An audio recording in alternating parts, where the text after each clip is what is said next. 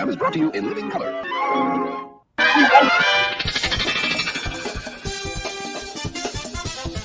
Woo! It's Sunday afternoon, so it's time for Doc's Cat Party. Join Doc, co-host Jeff Kendall, and their guests. 2 hours of fun, frivolity, and maybe fisticuffs. And now, here he is, your host, Doc Duckus.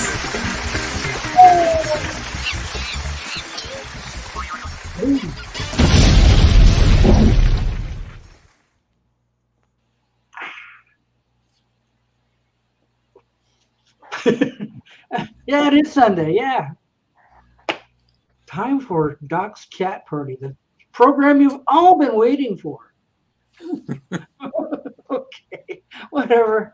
Yeah, we've got Jeff Kendall, he's here too.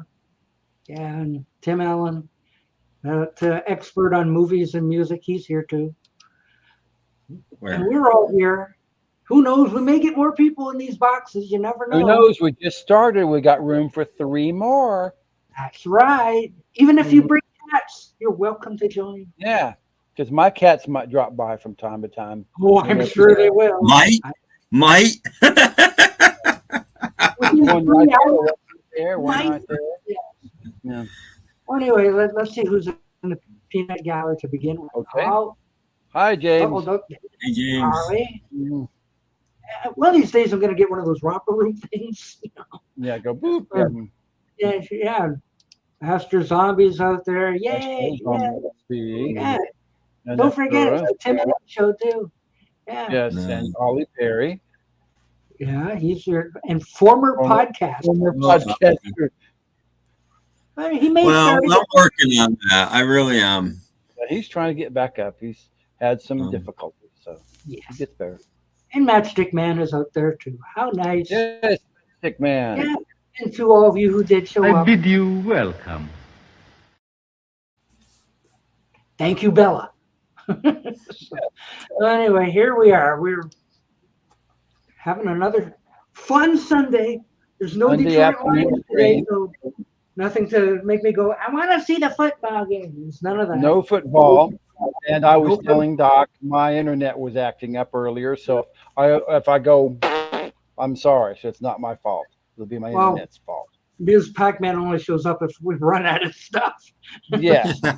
It's a little early to run out of stuff, but maybe. I know. We just started. You never know. That show will get. Let's go down the tubes already. So let's get up in his back.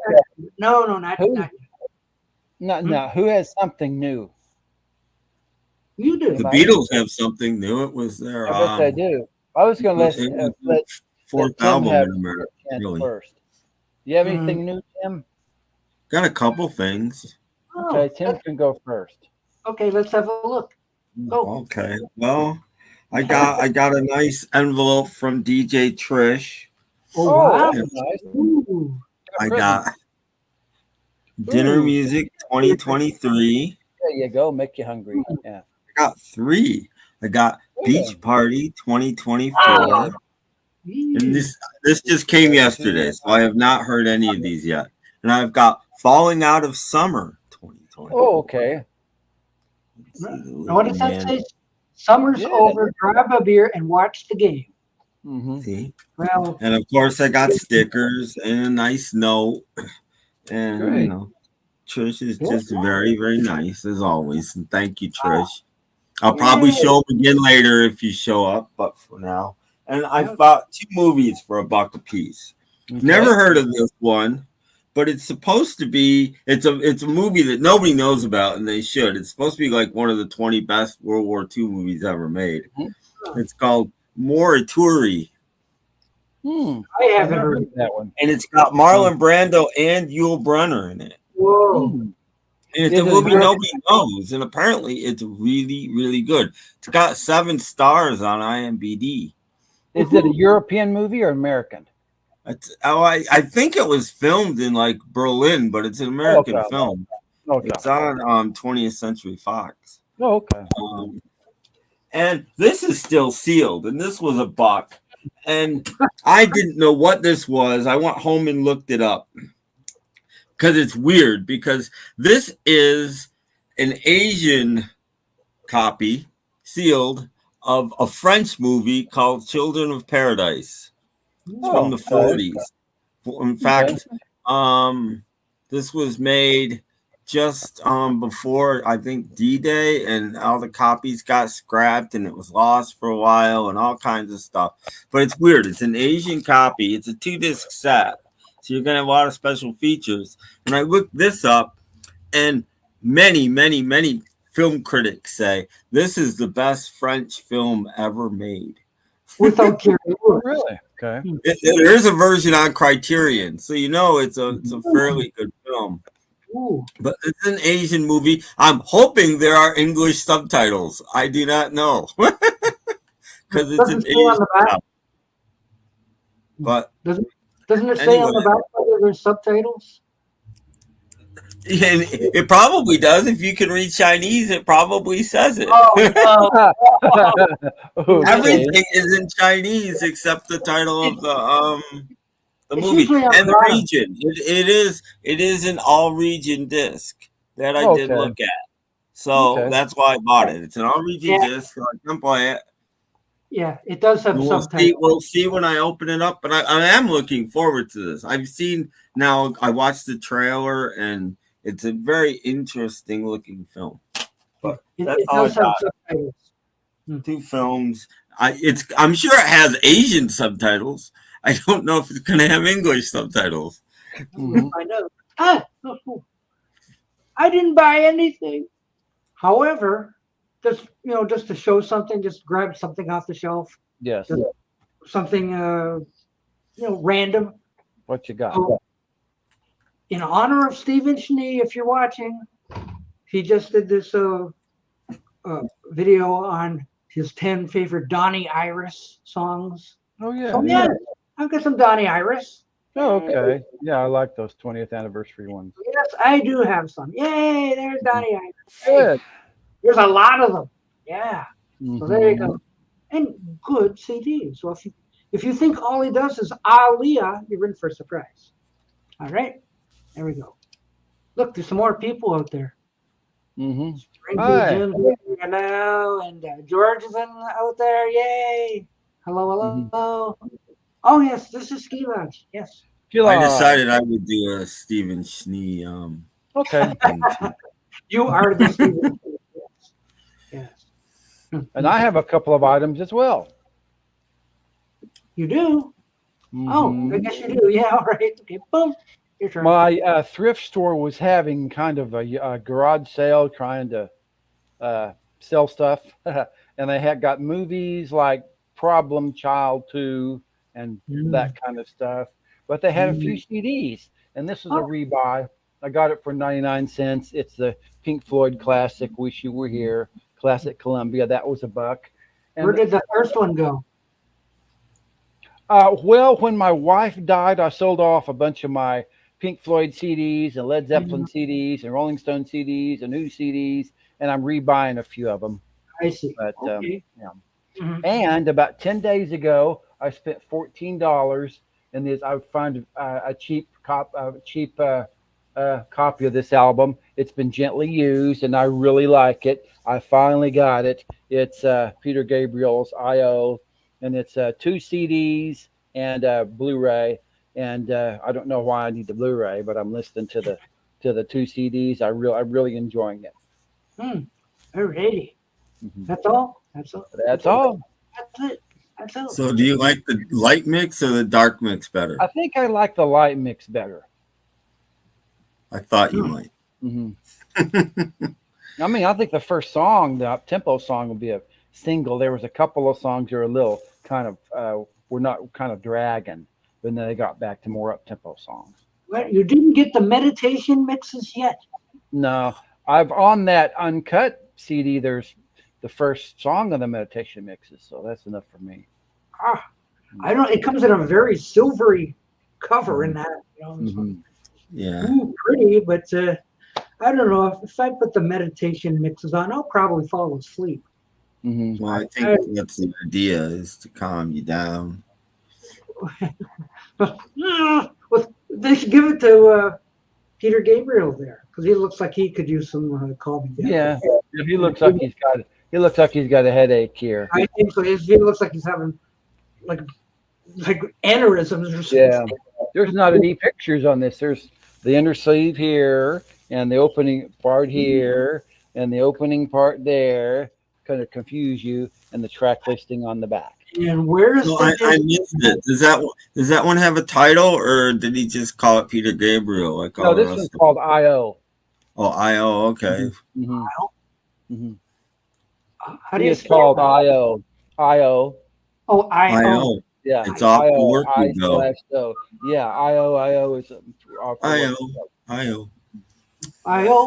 And the thing about it is, he's touring, and he might come to the U.S., but he probably won't come anywhere near me. And he's talked about he's got some more material ready for possible another album next year. So we won't have to wait until he's 94 because he waited like 20 years. Yeah.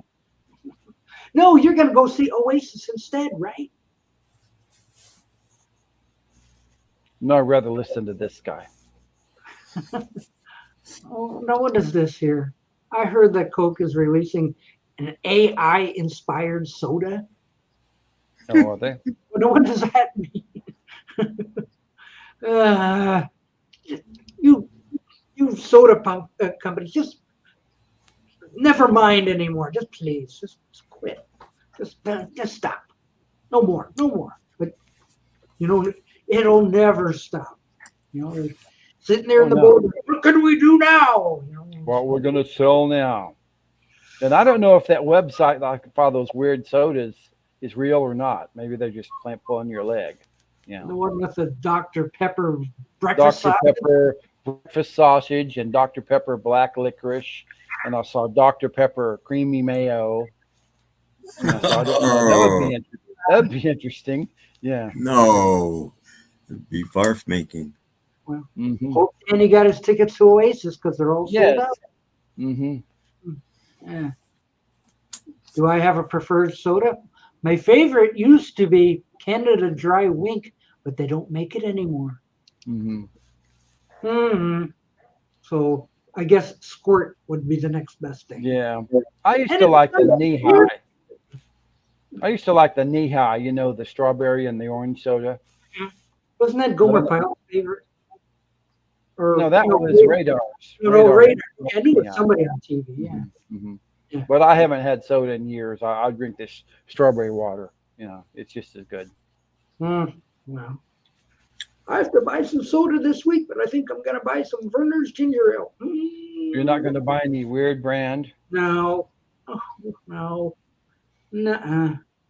So it's just back to regular stuff for me. Regular stuff. Yeah, I don't want to keep. Yeah, we were grocery shopping this morning, and I saw some Halloween Oreos, so they're out there. Never mind. I'm not a cookie guy either. No, me neither. I like the Oreos just taste the same. They just have orange. They just put some food coloring in the filling. That's all. They're the same cookies. Those Coca-Cola Oreos,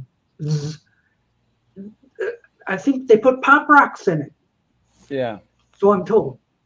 So like that's what gives it that little pop, pop, pop, pop in your mouth, like carbonation. So and I did twist them to have a look, and if you look at it, I should get one. When you twist it, there's like speckles in it. Yeah.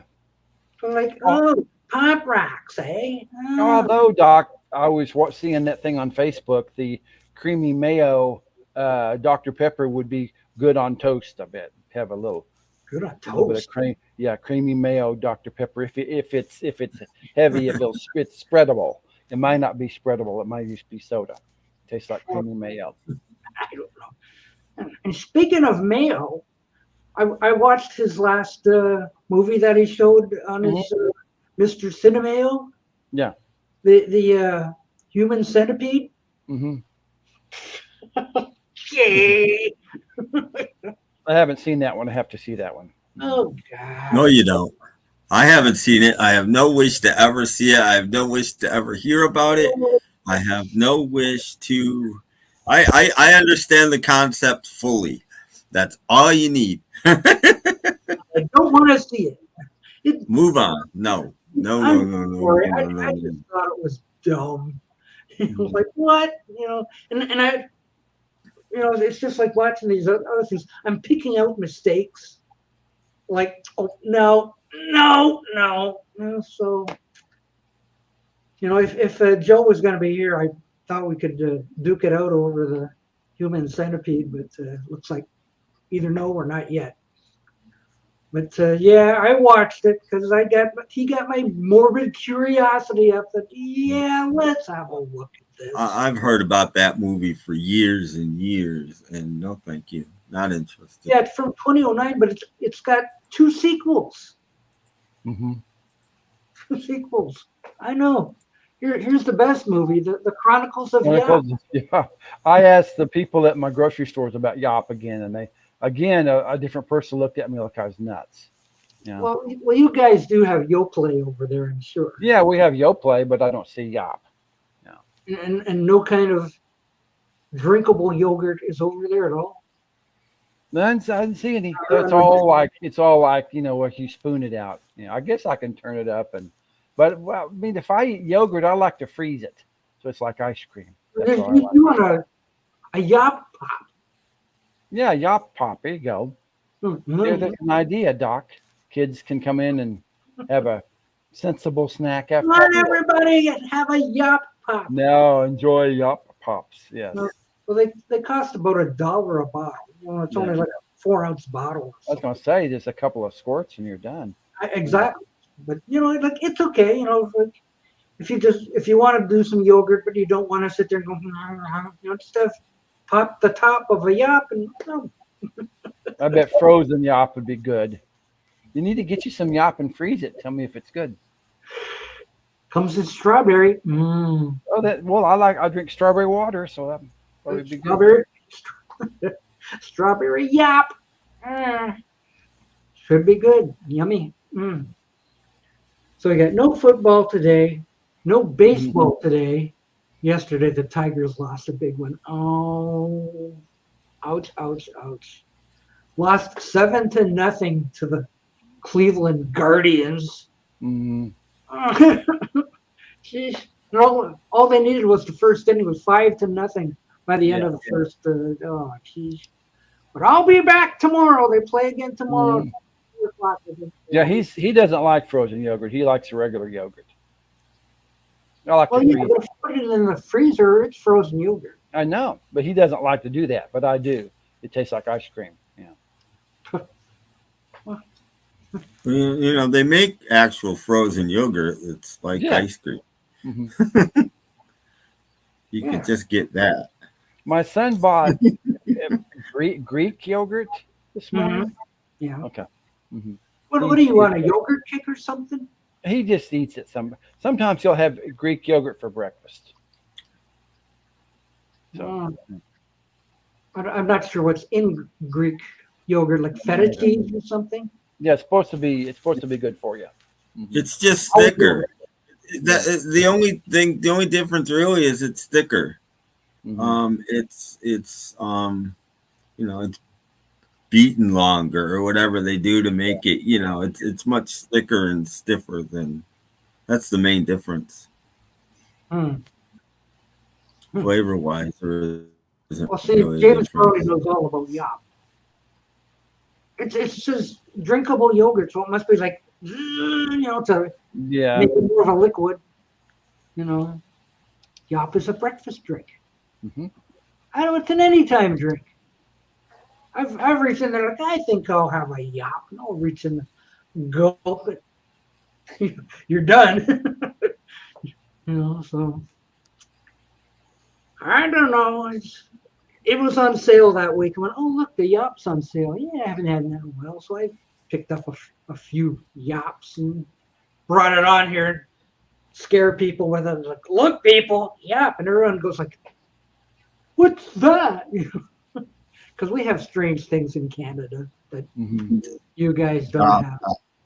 I don't speak Japanese. That's true. I don't speak Canadian. But well, there's products both countries don't have. There's that guy on YouTube that all he does is do Americans looking at Canadian stuff. And he must live in a place like this where he could just go across and get some Canadian stuff and bring it back and look what I got from Canada, and we're gonna try it right here. So there's somebody out there that does this already. So they'll let you bring stuff back from the U.S. Of course, yeah. Okay. Not certain things. You can't really bring produce, and there's a few other things you can't bring. But for a while they wouldn't let you bring back poultry products because they might have bird flu. Yeah. So they would confiscate it at the border. Oh, you have eggs, gimme. Yeah, the customs guys might get hungry. Yeah, I'm having eggs for dinner tonight. Thank you very much. What else you got in there? I got on a red car. Yeah, bring them a puffy taco sometime. See, this is nice. Yeah. Well, like you go buy a turkey for like 29 cents a pound, and it's crazy. Like Mason works in a Mason's here. Yeah, he does. Grocery store. He knows all about this stuff, right? Maybe Mason knows there's Yop in this grocery store. What are we talking about here? Yop. Yop. It's called drinkable yogurt. What? I don't think he knows. I guess there's not any Yop there, so. He doesn't work in the dairy department. No. There's Mason's one fan is here. Yay! Whatever. Oh, what are we drinking? What is it? It's called Sprite Chill. See, it's Sprite lime flavor. Ooh. No. Yeah, you got to go to America for this kind of stuff. Yes, American. Y'all don't have this up there in Canada? We don't have that. I've never seen it here. So it's an American thing.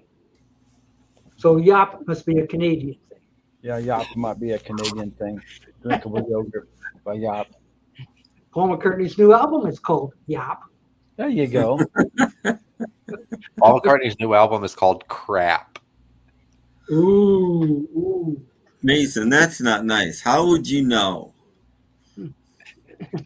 And this is I have a thing lately about people putting things down that they haven't seen or heard, or it's gotten to be okay. You put it like that. Paul McCartney's new album is titled "I Hope It's Decent." I'm just See, that's a little more optimistic. Yeah. I hope Paul McCartney's new album is anything as good as this one. Yeah, this is a really good album. So.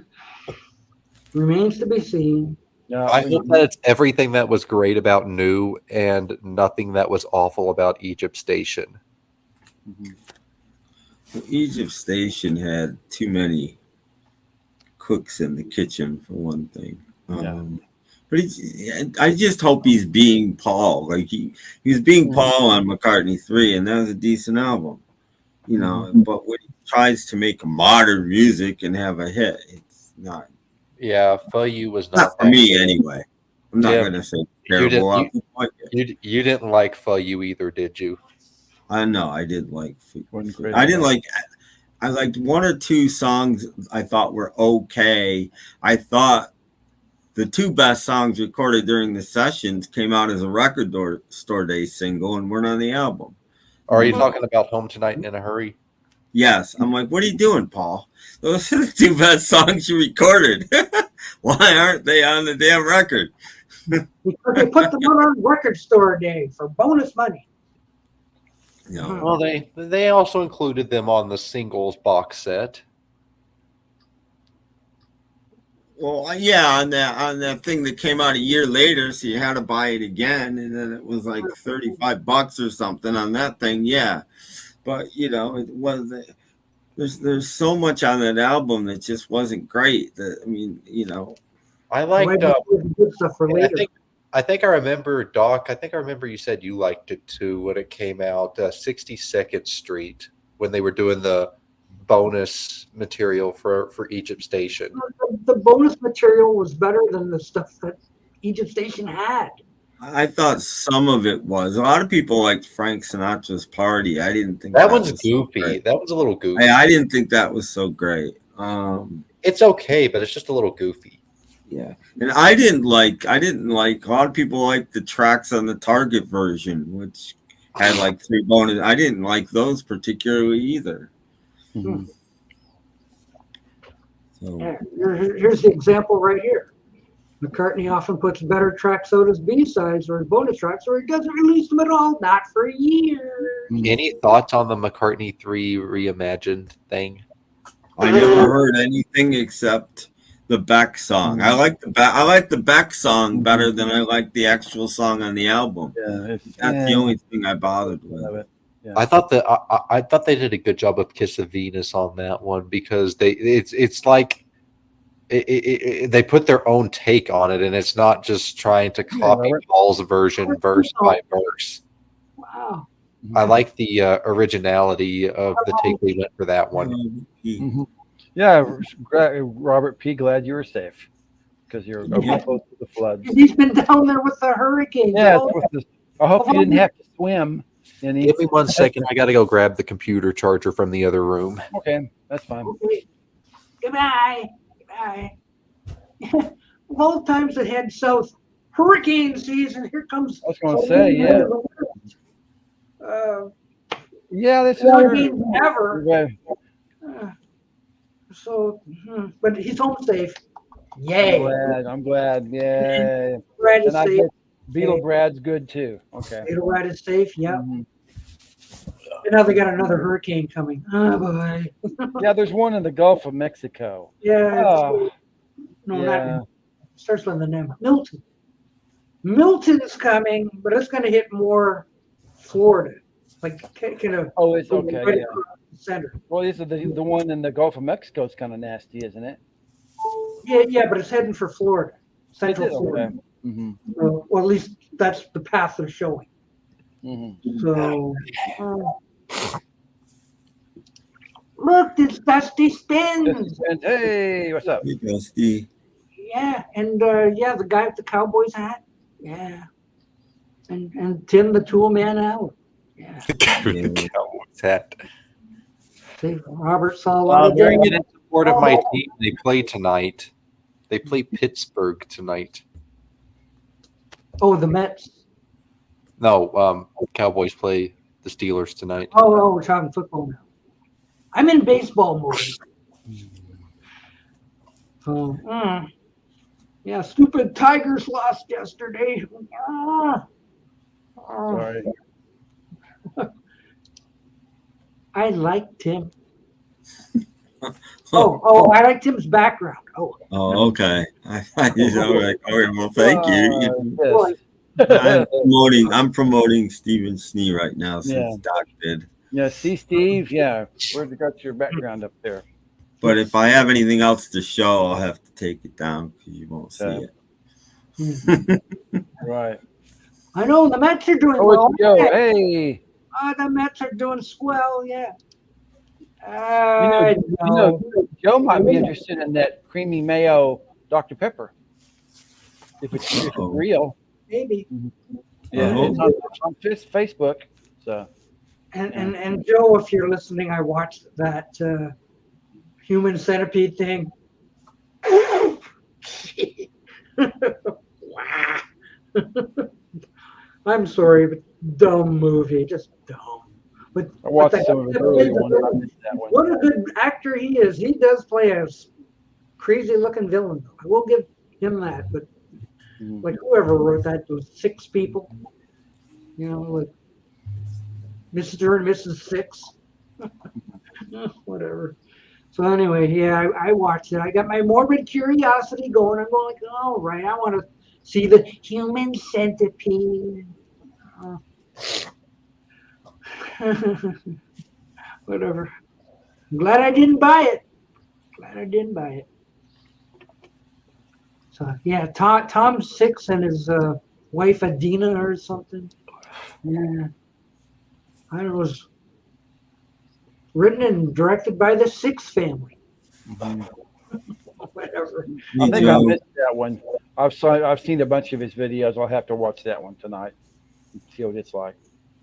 What, you actually have it? Well, oh no, I mean the video that he made. His older one. I've been liking the videos of his older ones. You know, okay. This is a newer one. I want to see about it. So. Okay. Dusty took the weekend off from streaming, and he's binge watching the Monkees. Yes, I noticed that, Dusty. Wow, he's wearing a green beanie, playing a tambourine. Maybe I should have done that. That's good. Yeah. I don't know. There's nothing wrong with being a Monkees fan. Come on, Dusty. I hope you don't feel like you're going to be canceled. You know. I don't know. I want to kind of wait until I've got my room all situated and I've got my external mic, external camera, all that professional equipment hooked up before I start really doing streams again. Be prepared with quality equipment. Yes. Otherwise, you'll have a stream like this. Yeah, nobody wants this. No. Nobody would wish this on anybody. No.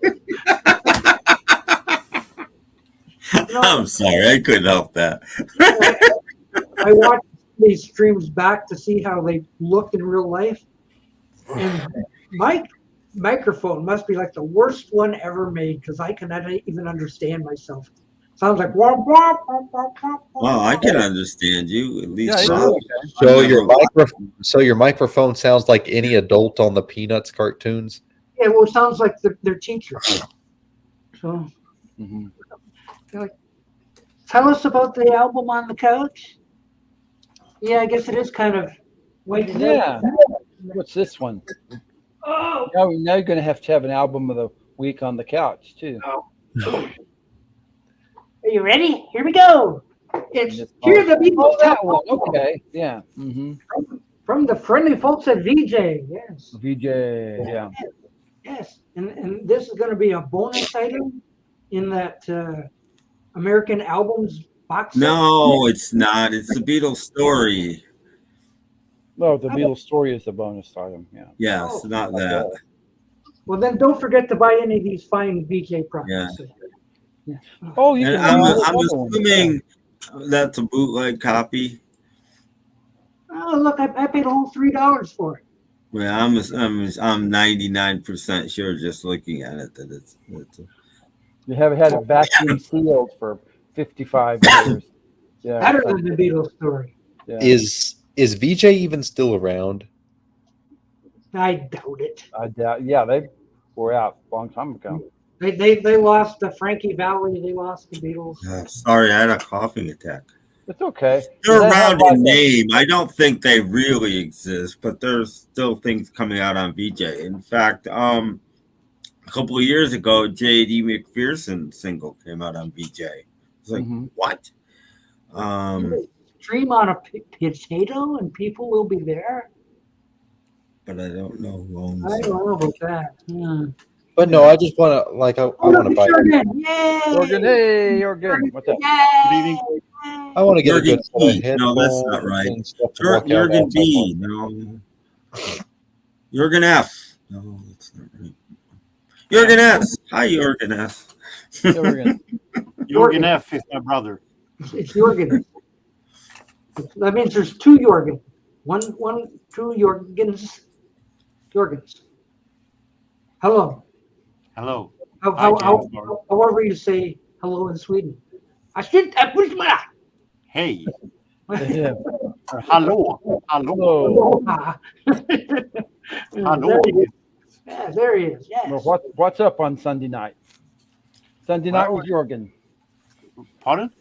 It's the Sunday night with Jorgen. Yeah, it has been a really great autumn day today. Great. Another record fair in Sundsvall. Yes, yesterday.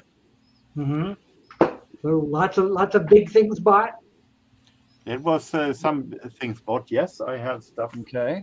He just happens to have some on hand. Yes, Jorgen has stuff too. What do you Do a got? little summary. I will do, of course. I have a YouTube video from the fair also that will be shown later on. But I can summarize it with it was lesser month of sellers this time, but it comes and goes. Sometimes it is more, sometimes it is lesser. So that comes and goes. Autumn fairs are normally a little bit weaker. So I bought, as I had to buy new battery for my mobile phone, I had to cut down a little bit. So I bought six vinyls and 6 45s. Oh, okay. Which Mason already have seen. No, I didn't pick up any Lil Bops, no. Starting with a soundtrack that I was very happy to find. I have no idea what kind of movie this is, but there was a main reason for buying this soundtrack for the Slender Man. Oh, okay. Wow. And of course it was that. Oh, Quincy Jones is probably jazz then, yeah. Yes. So a soundtrack with Quincy, who always does really great motion picture scores. Of course, I have to have this one, even though it looks a little bit so-so in quality. A Lionel Hampton on contemporary. This is recorded at l'École Normale de Musique in Paris in 1953. I think it is live. It is a 10-tet recording. No. This is kind of smooth jazz with a little bit of soul in the edges. Earl Klug.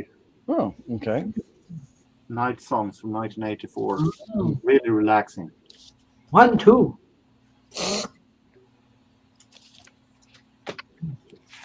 We have an album I was really happy to find. This is A Flock of Seagulls, Story of a Young Heart. Ooh. Okay.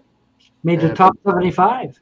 Yeah, this is a German, once bought in Germany, obviously. But with this, I now have all the 480s Flock of Seagulls. Of course, they have 90s, and they're releasing albums this year.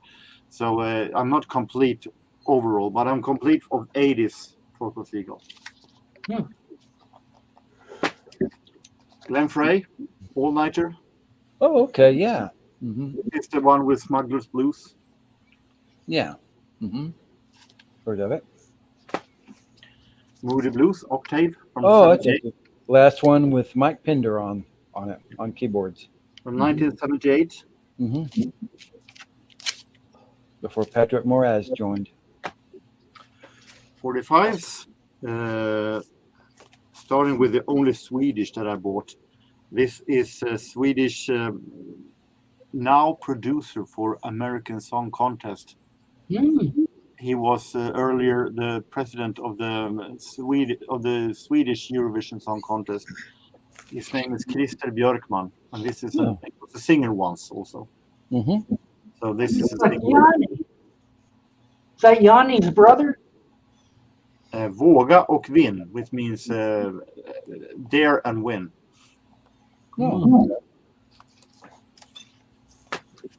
This is Planet P, which is heard of him. Mason, pay attention. You're missing this. I've already seen it. I showed it to James also. But the Planet P is Tony Carey, and it is a synth pop production project. And this album I have is a really great album. So this is the single Why Me. And the interesting thing is my favorite song on this album is Only You and Me, the final one. Yeah, Why Me is darn good. Yeah. I can vouch for that. My favorite song, Only You and Me, is the B-side of this. So it's really great. This one needs no further. Now, is that the original song from the movie? Shirley Bassey is singing, so. Okay. Yes. So, yes. Okay. Julian Cope, 5 O'Clock World. Indie-ish pop.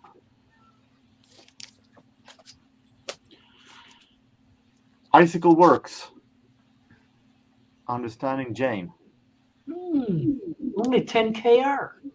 British new wave rock. All right, Jorgen, you're legend. Hold your applause. Hold your applause. We have finally Art of Noise Oh, okay. and Peter Gunn. Mhm. Dun, dun, dun, dun, dun, dun, dun, dun. Yeah, that version. It's the dude from Rainbow, I guess. So that is my record fair. You cheap Ta-da. one, but I don't complain. Very nice. Sounds good. Got some good stuff. Hey, Mason. Where's your rugs on the back of your couch? Huh? Where are the rugs on the back of your couch? Well, there's one of them right there. I don't know where my dog is. It's okay. It's got rugs that talk. Bow wow. Mhm. All that. Oh. Walking rugs is crazy. Oh, wait a minute. Speaking of things on four legs, I saw that. I know he's down here. Come here. He's back. Hi, Kitty. Doesn't Ace talk? No, this is not Ace. I know, This but is this one's Dio. Mm-hmm. I think the cat likes you. Yeah, Dio likes me. No, Dio's brother Shadow is the one that talks. Dio likes to knock your phone off. We see that. Phone stand. Well, that's it for Jeff. The cat has put him out of commission.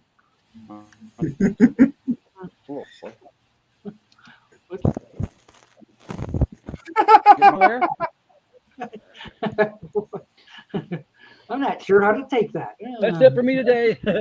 Yeah, next time. Get these cats out of here. House full of cats. Whatever. Oh, gosh. I guess I'll have to. I gotta go shopping tomorrow. I guess I better buy some more yop. Yep. They're just like, look, here you are, kids. Here's the yop. I got some yop. People are taken with yop. I'm not sure why. Just the name is enough to make you Yop is it's yogurt. Yogurt. Yogurt in a bottle. A squirt, gulpa. Instant yogurt. Yep. Tune in next week. We'll have another. Is it good? Oh, of course. Yeah. Yummy. Yeah, it's good stuff. So, go look for it at your local store if you can. Oh, yeah. Yes. Yeah, I told you about that last week. Turn your sound off when you're going to take your plugs off. Okay, sorry about that. Yeah. Otherwise, we hear a lot of. Yeah. So, okay. So, yeah, okay. Jeff is like that scene from The Jerk. Oh, no, not that. Kitten juggling. I have enough kittens to juggle. Yeah. You do. Mhm. Do you think you could do a little for us right now? Yeah, I get a couple of That them. would be entertaining. Mm-hmm. Well, they're trying to take a nap, except for this one here. So, Wow. Yeah. Tim, have you listened to J.D. McPherson's latest album? Great stuff. Does a song with Bloodshot Bill. I have not heard his. I haven't heard. I've only last thing I heard was his Christmas album. I heard the first album. I heard a couple singles. I think there was a second album. I never heard that. And I heard I love his Christmas album. I love the idea of in 2020 or whenever it was doing a Christmas album of entirely new songs. Not very many people do that. Oh, these were originals. Yeah. Yeah, you don't really get.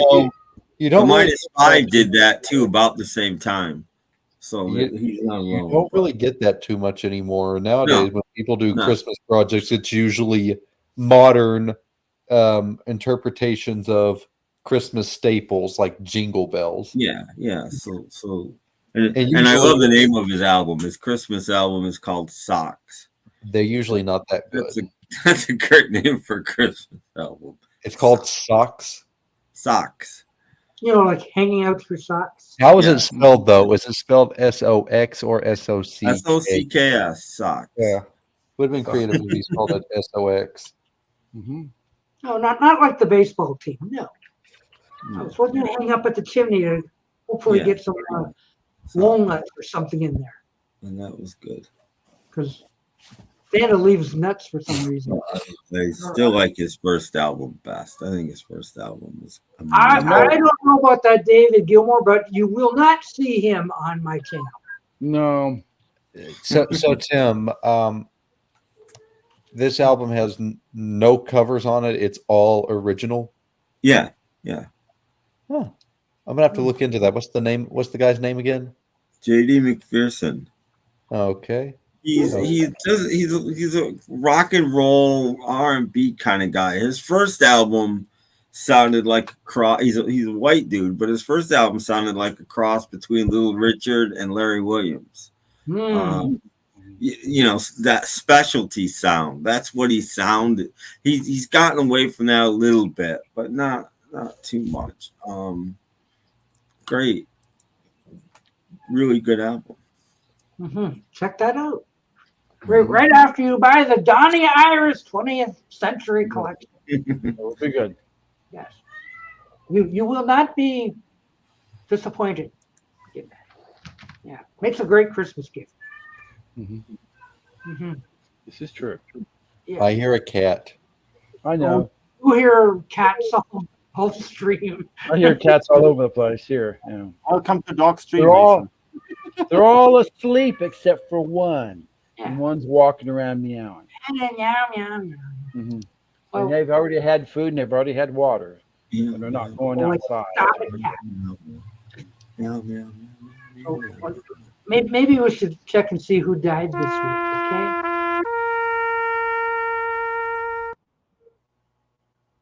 It's Frank Fritz from American Pickers. Aw, isn't that sad? No idea who that is. He was only 60 years old. Yep. Yeah. It was this week? Yes. Yeah. Yes. Well, hello, Joe. Hey, what's up, Joe? Hello. Listen, guys, I really hate to crash your party just to police this, but we got a fake Mayo in here. The first guy that was talking was me. The one that says, Martin, I refuse to talk to you is not me.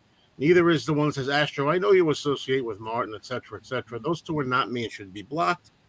Just trying to help out and get rid of the trash. You know, just so you know that. Got somebody else. Was it Penny Lane?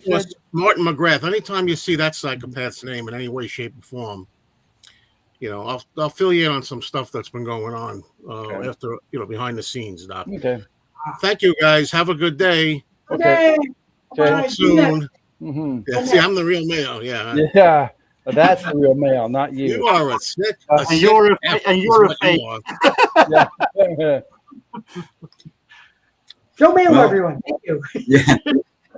Now that the trolls have been acknowledged. Oh, boy. Well. And I didn't get to ask him about that creamy mayo Dr. Pepper. No. Well, it must be a good drink. Maybe later. Maybe later. Mm-hmm. Maybe later. I know I didn't get to talk to him about the human centipede either. So, oh well. Oh well. Okay. So, like, who knows? Maybe later. Isn't it fun? Because we don't know we haven't found the fake Penny Lane. Maybe that's the fake Penny Lane being fake Joe Mayo. There's fakes everywhere. I know. Just don't acknowledge the fakes. And they go away. Don't acknowledge them.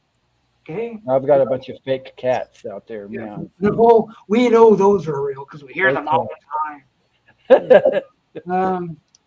What? Low Christmas album is cool? Low?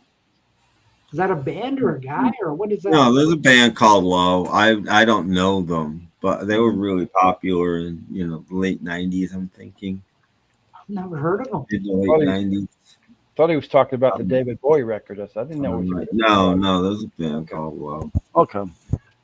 You can find them in your CD section right before Nick Lowe. Oh. Okay. Or maybe under the L. If it's in alphabetical order, Yeah. If it's just not stuck in there.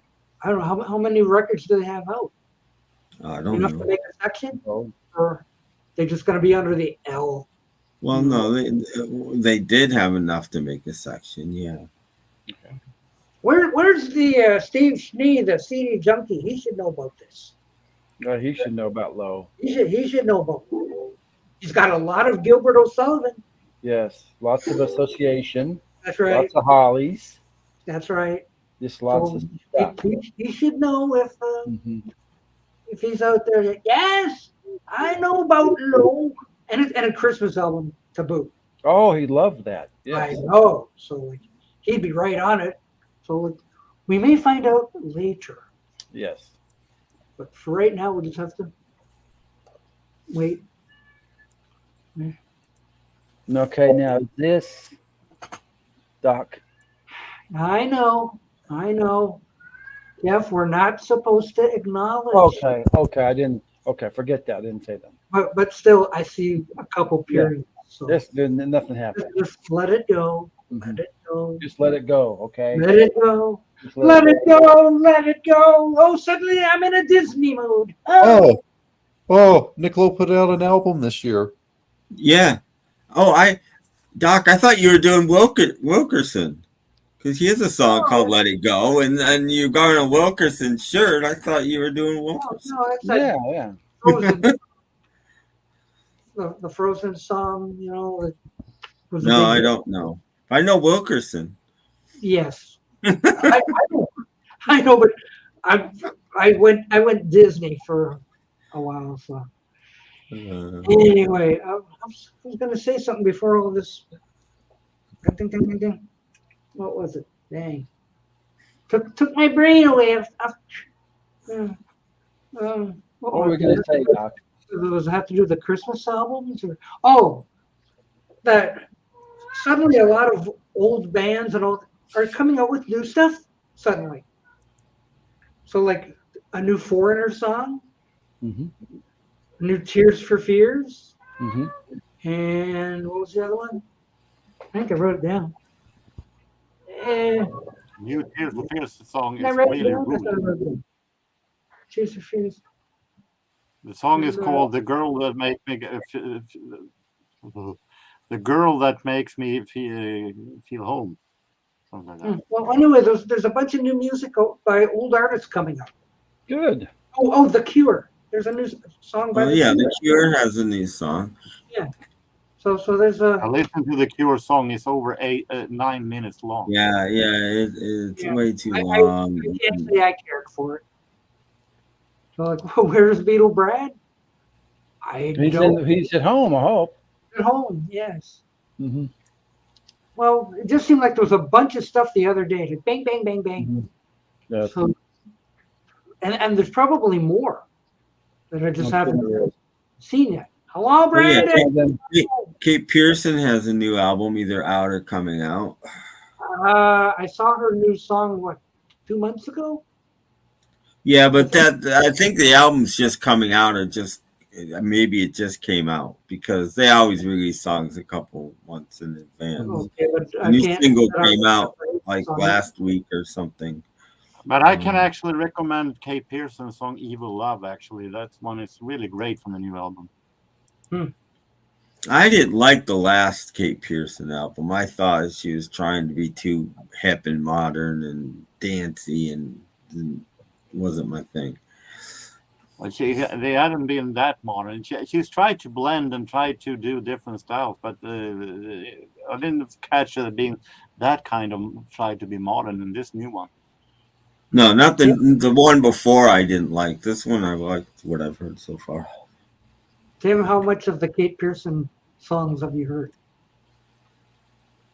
I've heard 2 of them, and I like them both. I mean, I'll be honest, I only heard them once, so I don't remember them very well, but I did like them. Are the Beach Boys releasing an album with Paul McCartney called Surf's Out? No. You never know.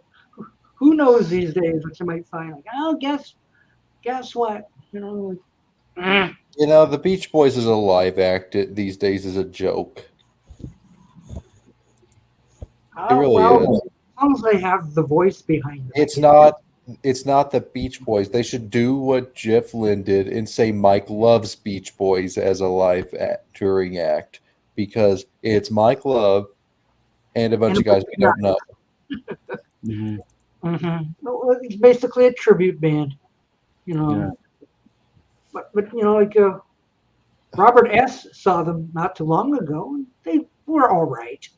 They're decent, but you're not going to get, especially if you are a Beach Boys fan like myself, you're not going to get the full enjoyment factor as you would if you were actually seeing them with Brian Wilson and Al Jardine. You're not. It's only half of the Beach Boys.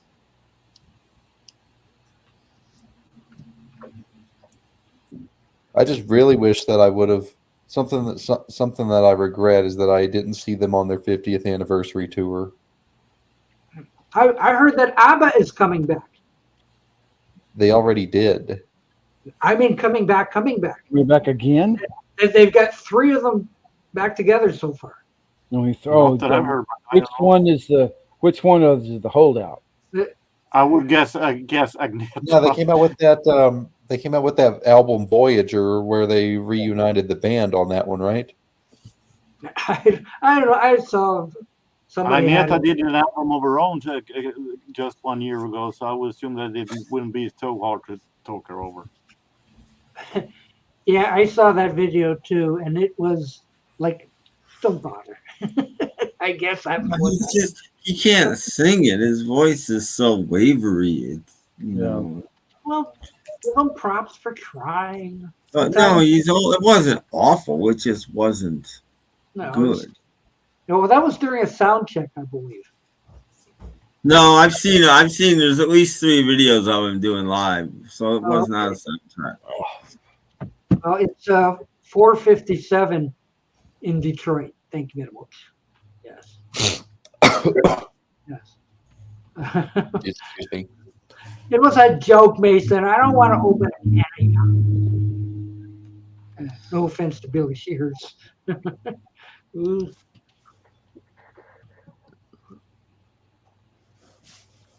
Okay.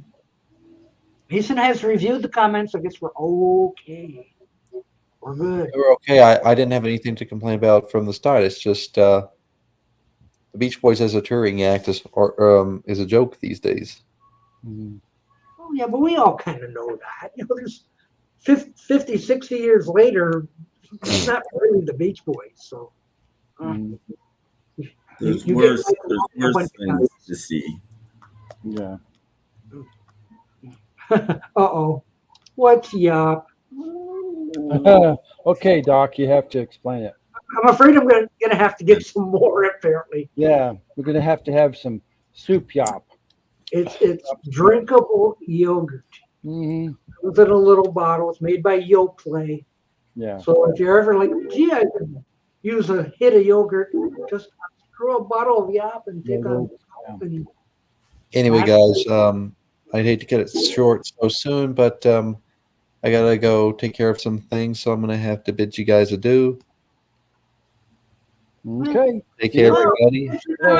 Mason, everybody. Mason. Later. Yay. There he goes. Mm-hmm. I'm sorry I asked. Yeah. Yeah, how you going to say? No, it is good stuff. Don't worry. It's okay. Hey, Tim, what's your opinion on the 1960 movie Peeping Tom?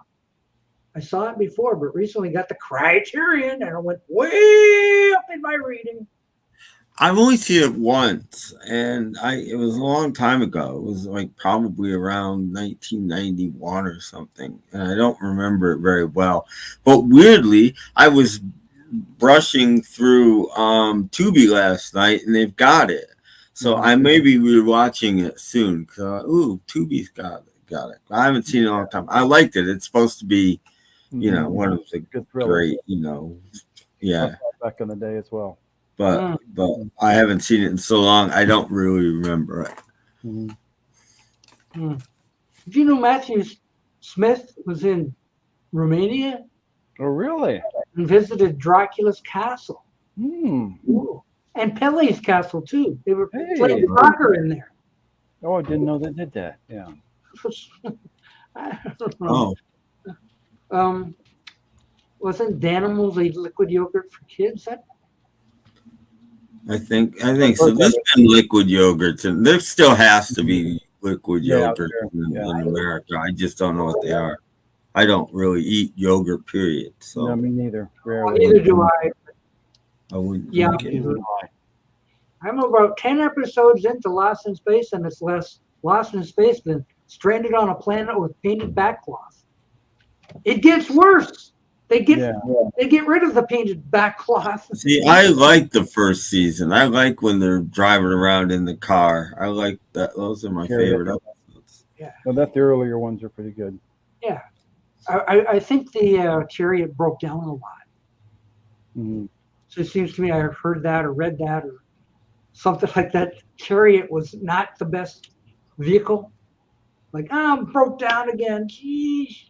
So I think that's why they got that pod thing in the third season. Like, hey, let's have the little space pod thing. Yeah. If we can't get the chariot going, let's have this pod. Well, I know something about Lost in Space that I don't know if any of you guys know, but I think it's interesting. When I've forgotten his name, the main guy. Guy Williams. Guy Williams, yeah. What's his character's name? Professor Robinson, isn't it? Yeah. Sure. What's his first name though? That's what I was trying to. John Robinson, yeah. But anyway, when he goes up in his jetpack and they're showing him like in the sky and stuff, that's real NASA footage of a guy in a real jetpack. And they just matched his suit, and that's how they did that. If you ever wondered how did they do that? Well, how they did that is it's a real guy in a jetpack. They used NASA footage. That is true. That is true. And they use the same footage. The same footage. The Super do crashing, over and over again because that's all they had. But I know Smith is behaving like a little kid. By the time that in the first season, they're running out of water. Oh my gosh, what are we gonna do? We gotta conserve water. Here's Dr. Smith taking a shower. And then there's that episode where they encircle the spaceship with saran wrap. You're not supposed to know. I said, wait a minute. You're supposed to know that saran wrap. Come on. Yeah, it looked like the same kind of wrap they wrap my sandwiches. What's saran wrap? Like 99 cents for a back then. It's a joke somewhere that probably wouldn't be seen on screen. They should have taken a sandwich and just wedged it between two when they were going. Ooh, don't believe anything Rick 9G tells you. Come on. You should know better. You should know better. Mr. Clickbait. But it was it's a fun series to poke fun at, and when you're much younger watching it. Yeah. I didn't care when I was like on first run. Me neither. I was a young kid. I watched Lost in Space more than I watched Star Trek. I took it all as I'm not deserting this show. No. Some of those shows were pretty painful to watch. Yeah, they were. I didn't watch any of them. My parents had the TV when I was that young, when they were first run. That's out there somewhere. I did see. Well, I saw one of them. I don't know how many there are, but yeah. So I only watched like a few of Land of the Giants. And I didn't think it was painful. I just didn't think it was great, but it wasn't painful. It wasn't like out of tune or anything. He was just wavering. Mm-hmm. Yeah, but Frankie Valli's worse. Terrible lip syncing. Oh, he's not even whipsy. He just holds the mic up for his mouth so you can't see his mouth and just stands there. Yeah. It's time for him to retire, I think. It's most about 15 years ago, yeah. There he is, though. Look, there he is. That's Frankie Valli. He's not like he might speak to the audience, but after that. And I can't understand why any of you guys don't like Voyage to the Bottom of the Sea. I enjoyed that show. Never got into it. I don't know what it is. You know, like I think it was on Sunday nights. Yeah, Sunday nights, because it was up against the Wonderful World of Disney. And Bananas. Okay, well that's why I didn't see it then, because my parents always watched the Wonderful World of Disney. See, in my house we had 2 TVs, so my mom and dad were watching Disney, and I was watching. And where I lived, it was Mutual of Omaha's Wild Kingdom, and then the Wonderful World of Disney. Oh, they showed Wild Kingdom on CBS right before 60 Minutes, I think. It was syndicated, so now it was on before Disney when I was a kid. Yeah, see, James, didn't you? They recycled the monsters, because you see a monster on Lost in Space, and he was on the, came up on Voyage to the Bottom of the Sea. They are in Katamazin, I guess. Yeah. Irwin Allen just reused everything. Oh yeah. So, Time Tunnel, you probably see the same props as you would on the other shows and whatnot. A Beatles song I've been listening to over and over is Sam and Easy to Love. Oh, sounds like we got to write this down then. Let's see. Yeah. Okay, please excuse me while I. Okay, Sam, Evian. But like I did like the new Foreigner song, and I did like the new Tears for Fears, but didn't care for the Cure song. So the Cure song was a bit disappointment. Well, there's too much of an instrumental on that. I do 29 million directions and was too long. I didn't like the last Tears for Fears album, but I'm probably alone in that. Yeah, I really liked the Flying Sub of when it wasn't being constantly wrecked, because it was being constantly wrecked in almost every episode. The song Tipping Point was really, really great. Yeah. And quit wrecking the robot too. You're right.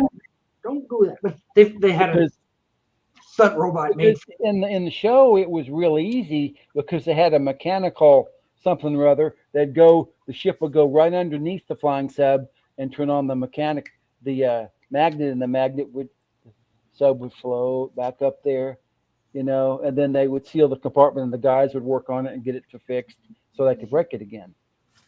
So did they use the same footage over and over, I suppose? Probably. Probably, yeah. Well, that's like Batman. Every time they pulled up in front of the courthouse, the same people were going out and coming in. Yeah. It's amazing how their timing was so good that the same people were there every single same time. footage. Like you said, Doc, for Lost in Space, the same episode, part of the Jupiter 2 crashing or taking off, Yeah, well, they just reversed this way or that way, and that's all they had. They didn't have to. The Jupiter 2 crashed so much I know that the cast would call Don West, I forgot his real name. They would call him Crash. That was his name. Crash West. Crash. Mark Goddard. Hey, Crash. Yeah, we just lost recently. Yeah. Earlier this year, I think. Earlier this year, he was 87. Already we're coming to the end of 2024. So and I read that Bill Mummies just turned 70. Still old. Wow. Yeah. I hope he's not on the death list. No, we had a whole bunch this week. We had everything from Chris Christopherson to John Amos to Pete Rose. Goodness. It was hard to choose a death of the week. And Jimmy Carter reached 100. Way to go. Yeah. Yes. Mm-hmm. Yes. Way to go. And since it's suddenly quiet, I guess I'll run a commercial, okay? Catch you later. Get true tobacco taste in Catch a you later. filter tip cigarette, the easy drawing. Ah! No smoking. Don't work. It don't work.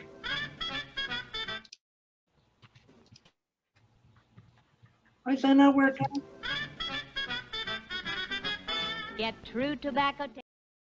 Well, I'm gonna have to redo that, I guess. Use another It's one. not working. Problems. Saw an Adam West Miranda with promo picture sleeve for $850. 850. Whoa. Well, that puppy better be autographed for $850. Yeah. Yeah, that sounds like it's. You can see it. Yeah, it starts to run and then just kind of. Well, you have to use another commercial, I guess. Yeah. Everyone is watching the Easy to Love, I presume. Well, except for me. Show the French's evil clown commercial.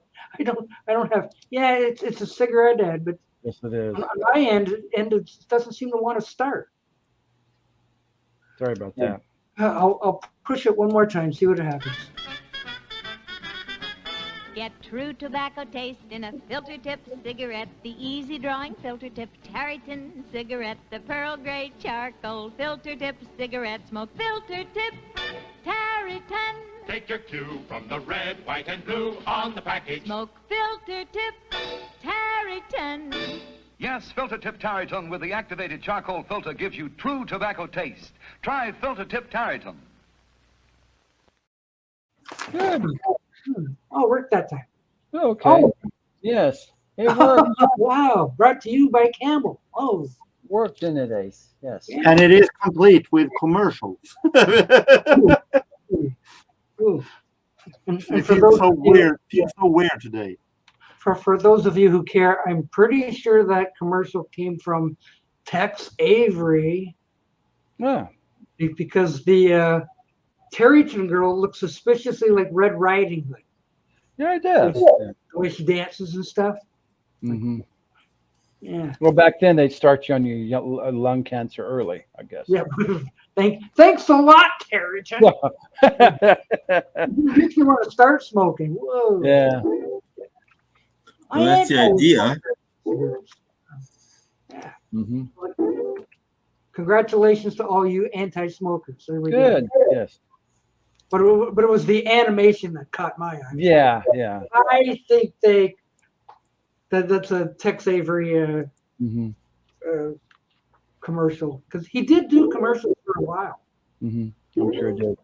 Yeah. You know that I Love Lucy's big sponsor was Philip Morris. So. Mm-hmm. Yes. Which cigarette commercials today are taboo.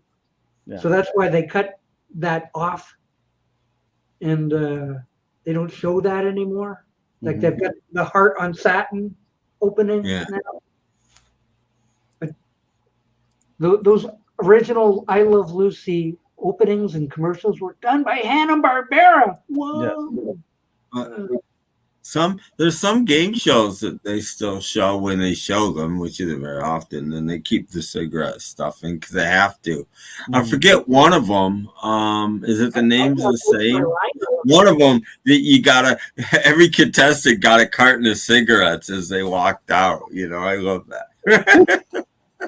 Yeah, there was 3 kids. You know, and there you go, kids. Yeah. Even on the panel, they've got like right on there, like or something. Well, there's some game show I think Gary Moore did, and they're actually smoking on camera.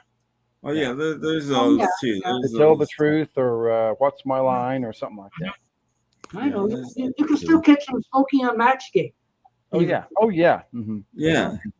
Well, any game show you can, if they smoke, you can see them smoking. You know.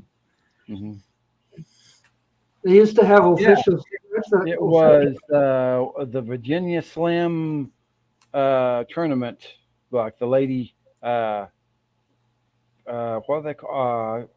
tennis players, the Virginia Slim Tennis Tournament. That's what it was called. It wasn't till like the 90s or 2000s when, they started really outlawing smoking on TV. I mean, you could still, the TV shows, just because there weren't any ads anymore, people were still smoking on regular TV shows all the time. It didn't, it wasn't till later that they said, okay, we got to stop that too. Which is stupid. I don't understand it, because if smoking is legal, and it is legal, then I don't understand why you can't advertise it. I mean, I'm not pro smoking. I'm totally against it. But if it's legal, I mean, how many people get killed in drunk driving accidents, but you can still advertise beer on television? I mean, I kind of don't get it. If it's legal, it's legal. Huh. Yeah. What about all those movies that show people smoking and or even Paul McCartney with a cigarette in his hand, and they had to bring that out. Well, they didn't have to. They did that. They decided that they didn't. So many kids were into the Beatles and wanted to be the Beatles that they didn't want kids to start smoking. That was an inside thing. That didn't come from. Yeah, almost every show in the '60s had some kind of smoking in it, except for some like Lost in Space or Star Trek. Yeah. Even the Penguin smoked. Oh yeah, he did. Yeah. Penguin smoked. Yeah. He didn't want to. Burgess Meredith had quit smoking before, and they said, okay. And the Penguin has this cigarette holder. Like, what? I just gave up cigarettes, and then he's like, keep that in. Keep that in.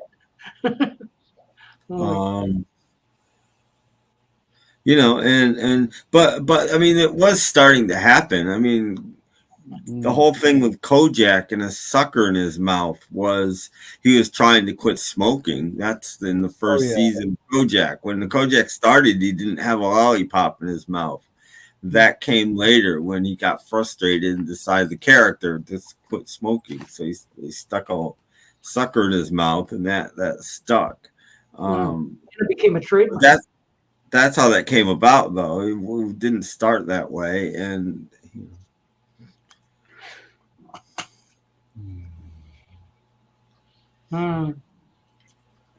we've gone from everything from smoking to how dare I get a smoking ad? Well, the animation. Okay. I want that. This is part of the day, yeah. Right out of Red Riding Hood. In fact, I think one of the actors on the Family Affair used to do smoking ads. The actress that played no, the other lady. What's her name? The actress that played Sissy. Sissy smoked. Yeah. She smoked. Yeah, I mean in the commercials. So I remember her. Like, oh, she's smoking. Or I could believe Brian Keith smoking, but I'm sure. Yeah, he did. But I saw her doing a couple of commercials. Of course, they wouldn't show them on Saturday morning, but it was even Fred Flintstone smoked. Yeah, Fred Flintstone and Dick Van Dyke and Andy Taylor and so many other people. Yeah. Batman never smoked. No. He did toothpaste commercials, I believe. Yeah, he did. I believe so. I've never seen one since that time, but I'm pretty sure he did a toothpaste commercial.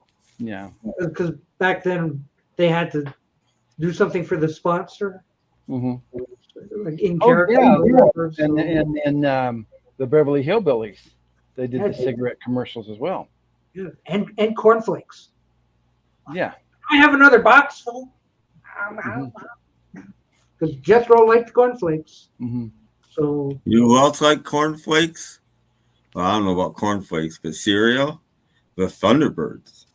Yeah. They loved cereal. They couldn't get enough. They did. That's true. I forgot it. Hey, golly. Maybe we better check that out, hey? Yeah. Damn, where is it? Cornflakes.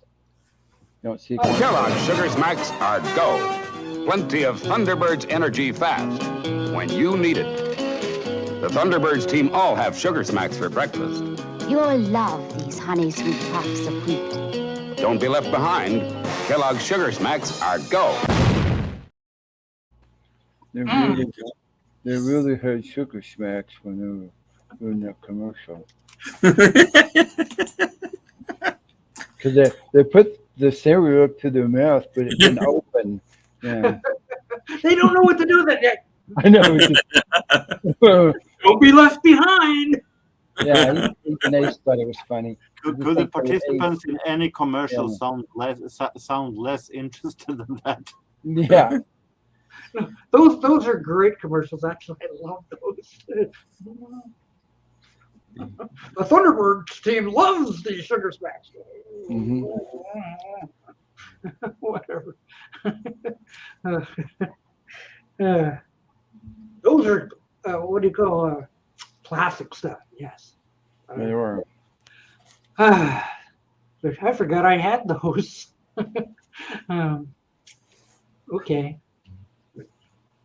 All right. So, what? Don't tell me where we got to go play Ms. Pac-Man now. Well, you haven't done the album of the week yet. Oh, that's true. That's true. Do that. See if it's a good one. I was going to say, do we have one? Mm-hmm. I don't think we have one. I forgot to make one. Oh no! Sorry, no album of the week. Album of the week. Wow. Scares No me. album of the week. I didn't make one. Sorry. Oh well. Okay. It's not good.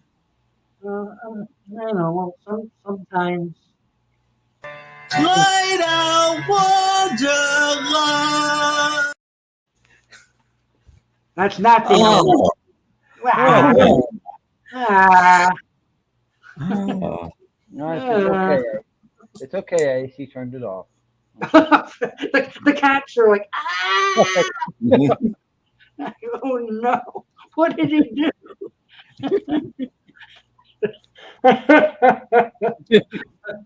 Oh, the poor cats. Oh, we had to subject them to that. Yeah.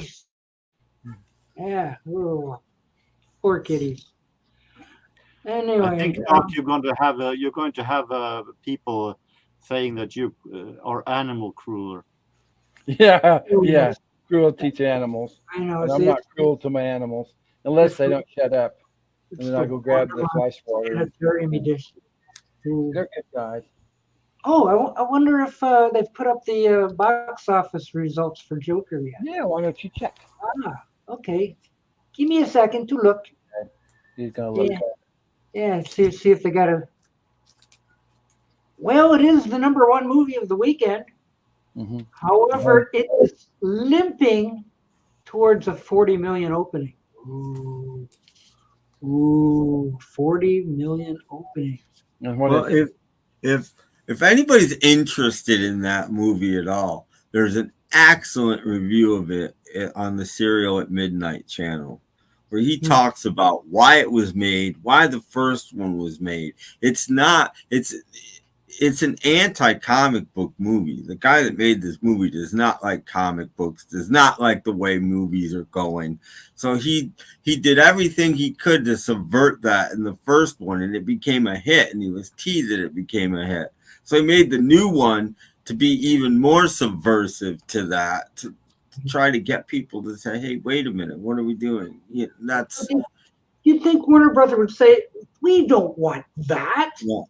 But the first one made so much movie that they left him alone, and said, make your movie. So he made it a musical, and he did everything he did on purpose to try to subvert the superhero thing because he's sick of it. And this is like the anti-superhero. so anyway, the franchise, I guess. Serial at Midnight liked the movie quite a bit, actually. Because of what it is, because of, if you watch it with that in mind, not as a superhero movie, And before that, we just heard Doc's Marge Simpson impersonation. Amazing. I was hoping I would hear Tom Hunyadi's take on it. But... So anyway, watch. Well, he likes superhero movies, so he probably doesn't like it. You know, well, so I'm thinking I might want to see that movie one day. I don't really want to see the first one, but I'm thinking I might want to see that one because. Oh, you want to sing and dance with the rest of them? Is that how it works? No, but I want to see because I hate superhero movies. I think they've ruined movies just like he does. So amazing. Well, let's just say that the idea of the movie is great, but then I'm much more interested in the results of the movie than the movie itself. Well, there's a lot of people, they liked the first Joker movie, even though it had really nothing to do with the actual Joker of the comic book. Well, that's his point. That was his point. You know, he's not making a superhero movie. He's not making a comic book movie. So he wanted to kill the franchise, so he made the crappiest movie he could. He took. He didn't make it. It's not supposed to be crappy. He didn't make a crappy movie. He made a subversive movie. There's a big difference. People are saying it's crappy. I know they are because they want a superhero movie. They want to see, you know, Batman save the world or whatever, you know, and that's not what this is. He has no interest in that. I think you're being pumped. Yeah, I think you are.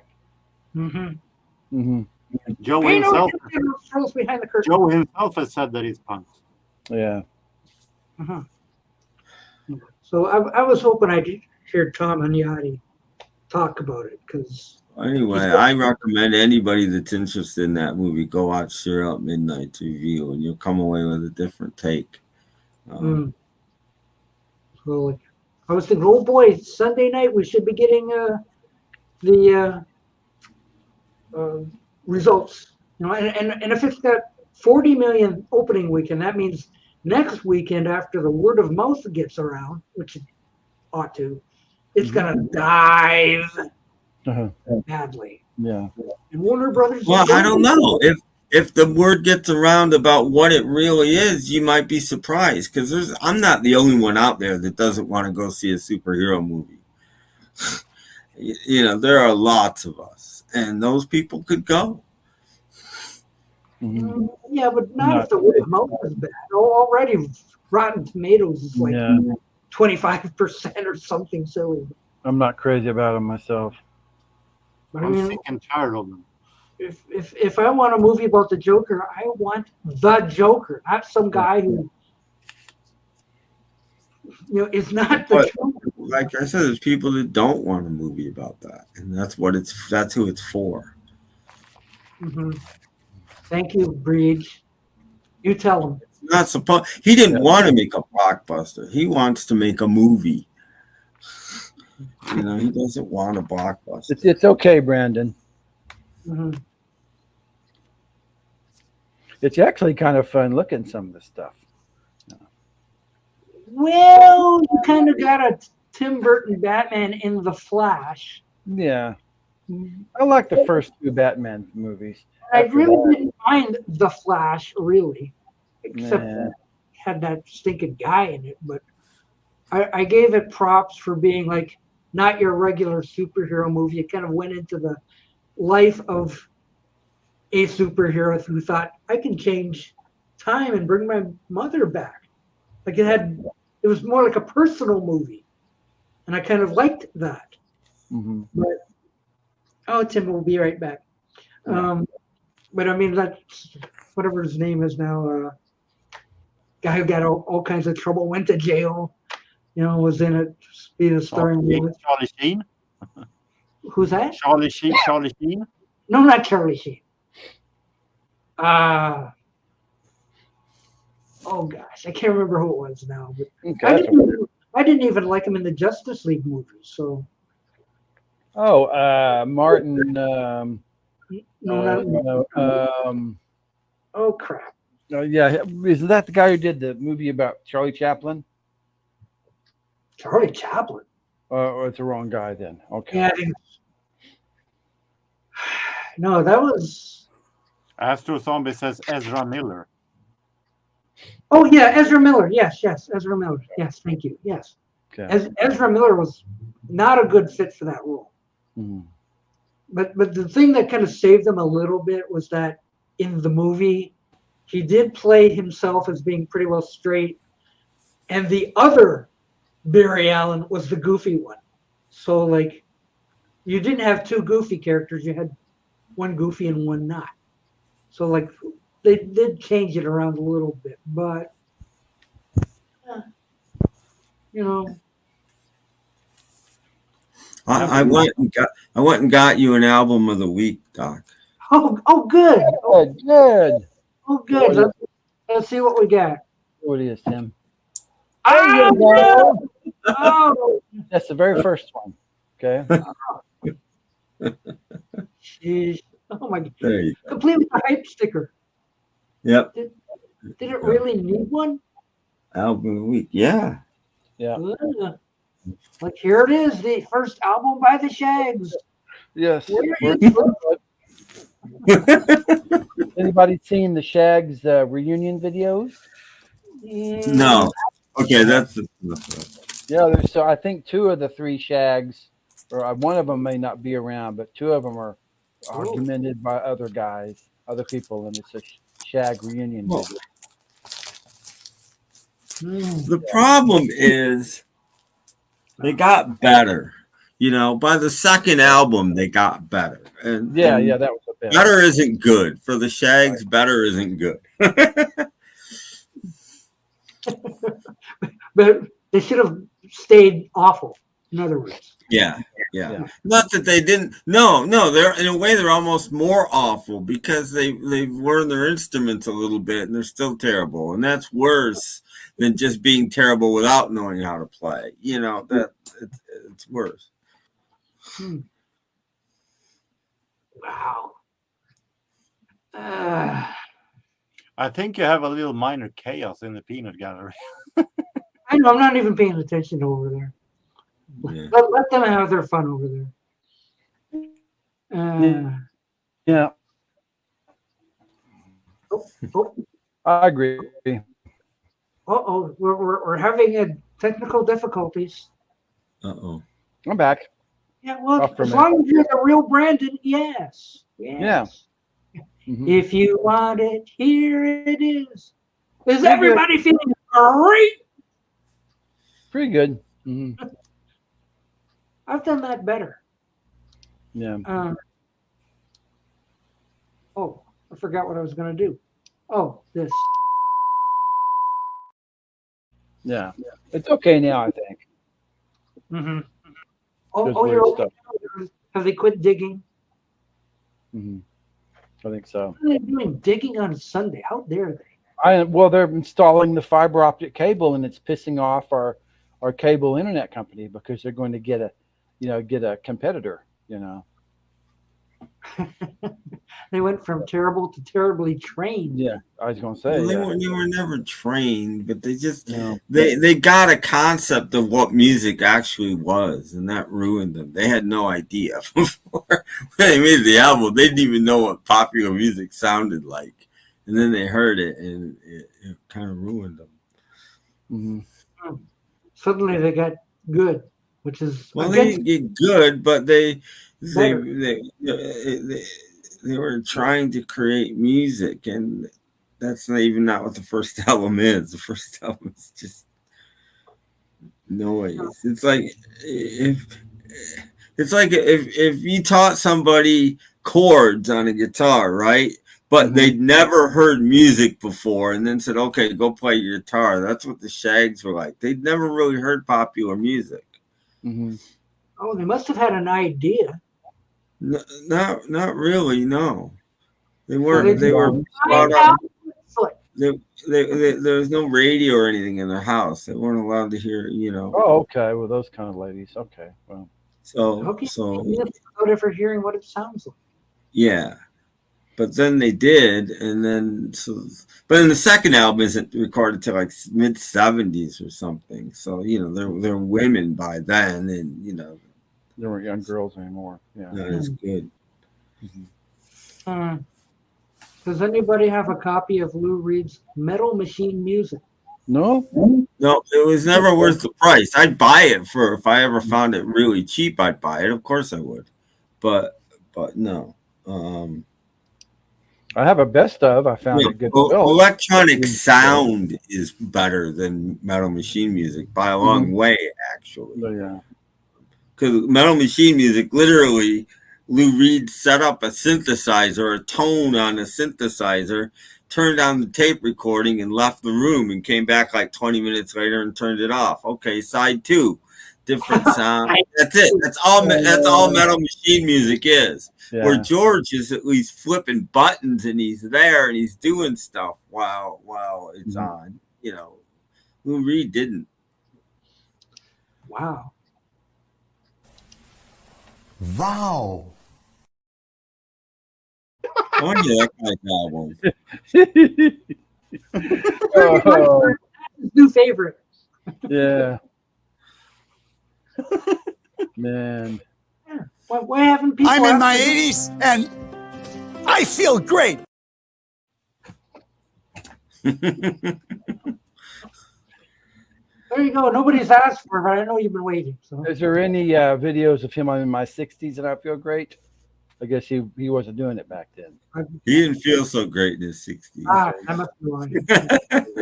Yeah, feel great. I'd be more suspicious if he said he was in his 20s and it's feel great. Yeah. He didn't need it back then. As he grew older, he needed that thing.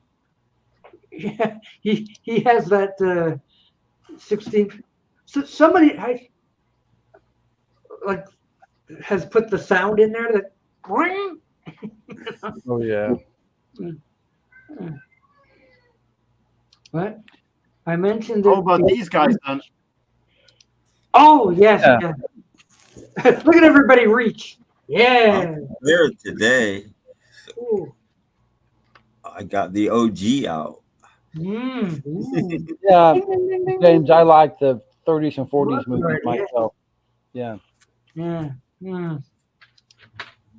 See, Metal Machine Music is what I imagine a computer having a rough night on the toilet sounds like. If computers like things. So it's like kind of spits it out.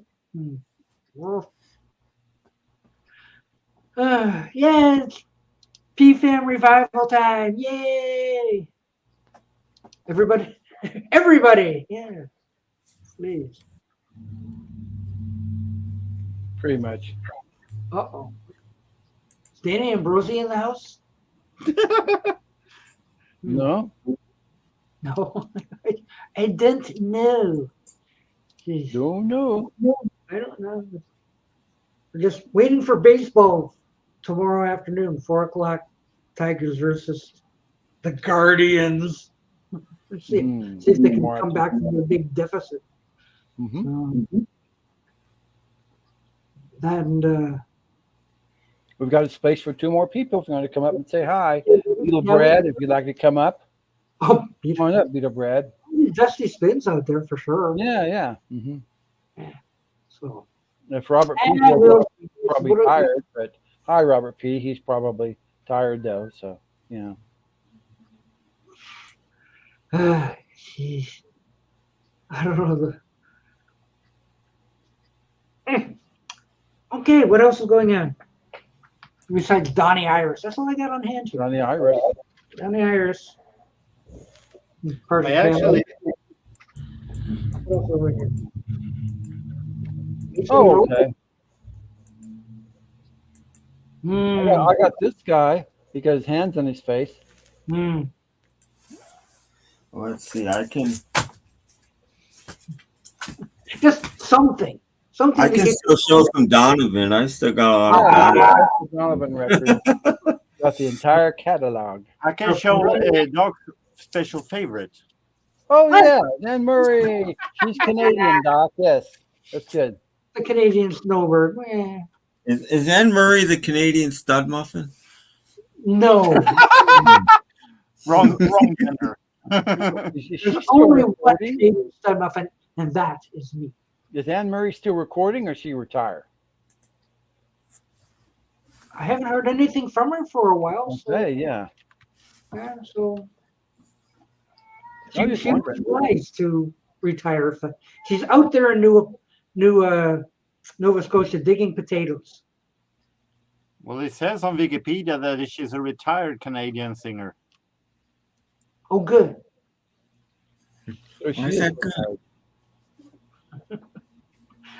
Because he don't like her. You're going to deny it?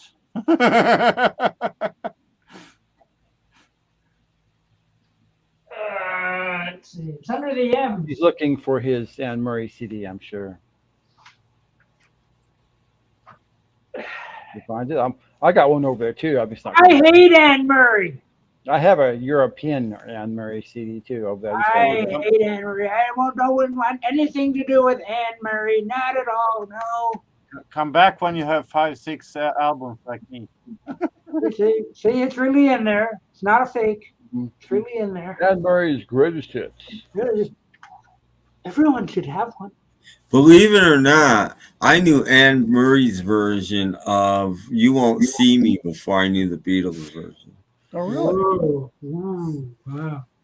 Well, it was a hit, and I bought at Barker's this 10 singles pack for $1, and most of them were Apple. That's where I got a lot of my Apple singles from. But one of they were all Beatle related in some way, and her version of "You Won't See Me" was in there, so I had the 45 because it was in there. She does the Monkeys too. There, Daydream Believer. Yeah, she does. Oh, yeah.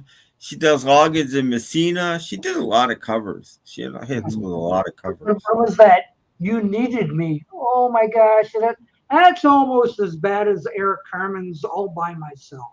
Well, I like All by Myself better than I like You Needed Me. Yeah, but I was about to say it's as bad as that Morris Albert song, Feelings. Oh, Feelings, yeah. He recorded it in several languages. They sent us a copy of he recorded it in Chinese. Yeah, but I mean, it's a song that drives you to tears. I know, it drives you nuts. And the people of China asked, "What the hell is this thing?" Yeah, what is this stuff? Yeah. Does anybody remember the infamous episode of The Gong Show where every contestant came out and sang Feelings? I remember that. It was a half an hour of Feelings. And guess what? They didn't have a winner that day. Everybody got gonged. Every single one of them. Gong. That's an infamous episode, yes. So,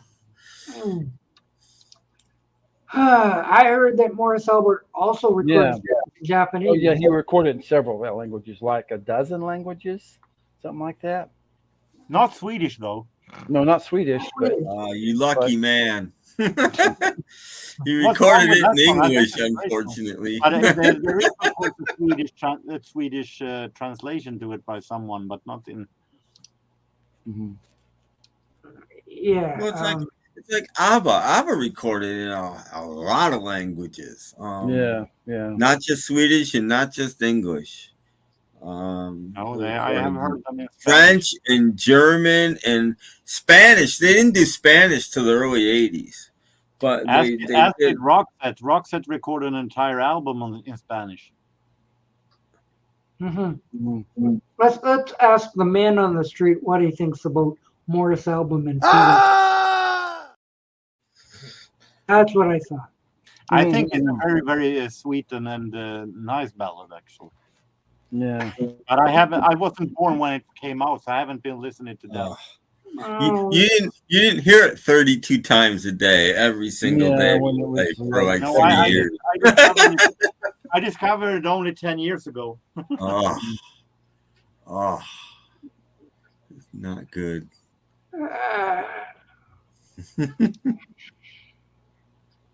Poof.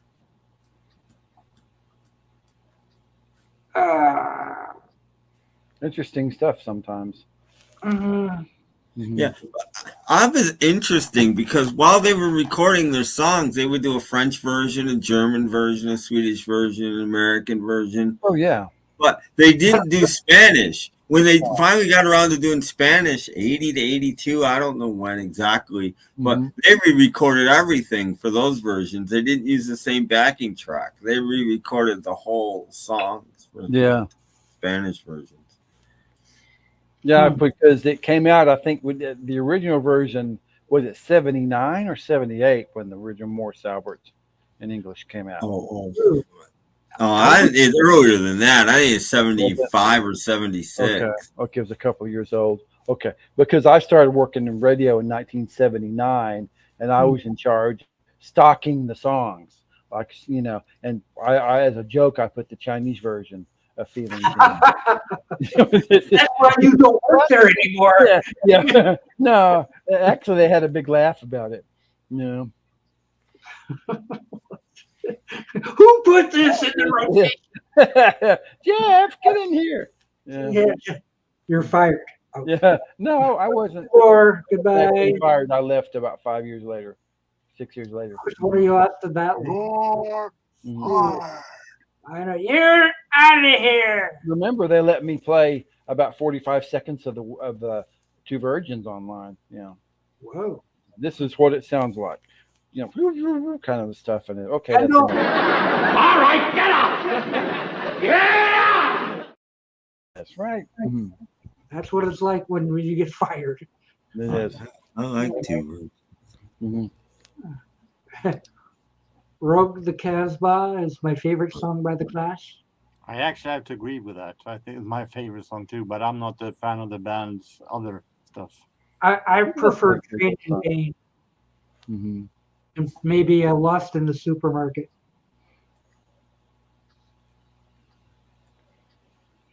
I'm going to say Tatano because I'm going to work tomorrow, so I'm going to bed. Okay. Have a good night, Jorgen. See you later. Bye bye. Bye bye. Bye. Now we're here 1 hour and 46 minutes, almost 2 hours. We have some opening spots if somebody wants to come up. We're going to invite the trolls up. Good job. No, not those. I mean, if anybody wants to come up. Yeah. Look at this. Dusty is so old. I remember when he first interned in radio. Cool. He was local songs and content on Card Television. Oh yeah, back then, Dusty, you played actual records. Yeah. Yeah. We learned about cards watching WKRP. They have. Yeah, no, they played records, and I don't think it was till the early 80s till they started putting tons of stuff on carts. They realized you could put music on carts because they didn't play records. Huh. Yes. Well, when I still worked in radio, we played records. So, whatever. Yeah. But not doing it anymore. So, you know, they have them kind of trucked in from a source. I learned more about the behind the scenes of a radio station watching WKRP than anything. So, but I don't want to watch it now, though. No, and there was a really good movie that was kind of overshadowed. It's called FM that Steely Dan did the. Oh, I thought you were Static at all. Or something. No Static at all. It's a really good movie about working in a radio station. You know. I don't think it got over it. I think it did fairly well. The soundtrack did really well. Yeah. Soundtrack probably did better than the movie. Yeah, I think that station on was 24 hours. It's the station I worked at. We went home and we shut the station down at 11 at night. So, yeah. I think Tim Allen has a great radio voice. Yeah, he does. Yeah, you're the only one. I don't think Tim Allen has a great radio voice. Maybe the other Tim Allen does. Yeah. No, he just goes around. Well, one of these days I'll play one of my air checks because when I was I have a couple of them, but I have to go look for them. Oh, what a bonus that would be. Podcast wouldn't still be on hiatus if I thought I had a great radio voice. That way. Yeah. I wanted to work at a radio station. I wanted to be the program director. Mhm. We'll play this, we'll play that, you know, that sort of thing. It's like, But it was fun, though. I mean, for the time. And it was also fun because we would take turns doing the morning show. And one Saturday morning, we'd have to run out there and work from 6 to 10 and do the 6 to 10, do the farm reports, do the morning swap shop where people called in and sold stuff and had garage sales and that kind of stuff. We didn't play a whole lot of music early in the morning, but I mean, that was a small town in Oklahoma. Rusty, don't listen to Lisa. Facebook me. I check. I don't check constantly, and I may miss it, but I check. You can just Facebook me. Yeah. But I think Howard Stern had a radio voice. Well, all Howard Stern talks about is, boobs and stuff. No. He's got a radio voice. Oh, well, yeah, but he just like. What he's got a radio voice. He does. He was here in Detroit for a while. Oh, was he? Okay. Yes, he was. He did a morning show here. Short-lived, but he was here for a while. Mm-hmm. I think I was talking about I think he's got a radio voice. E-network show, I think. That had a lot of... Well, now, yes. Yeah, syndicated. Well, my Facebook should be working, Dusty. I don't have Instagram. You're not going to find me on Instagram. I don't understand Instagram. I don't do Instagram or TikTok or whatever. X, Twitter. Don't do that.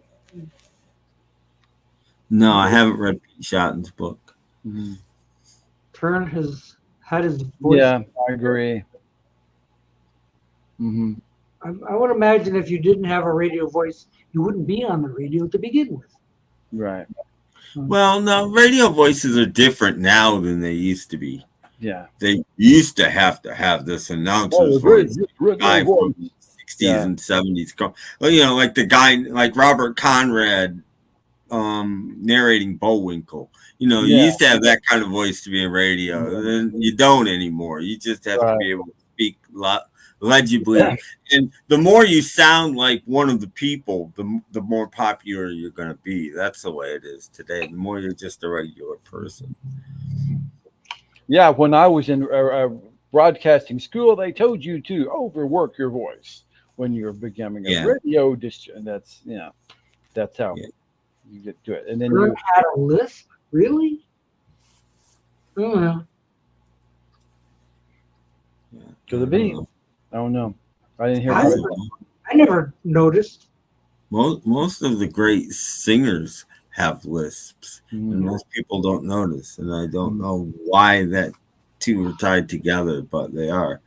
Roy Orbison had a very Aretha Franklin lisps as well, and it's two of the best voices ever, and they both lisp. So. Yeah. I don't know. Let's check this out for a minute.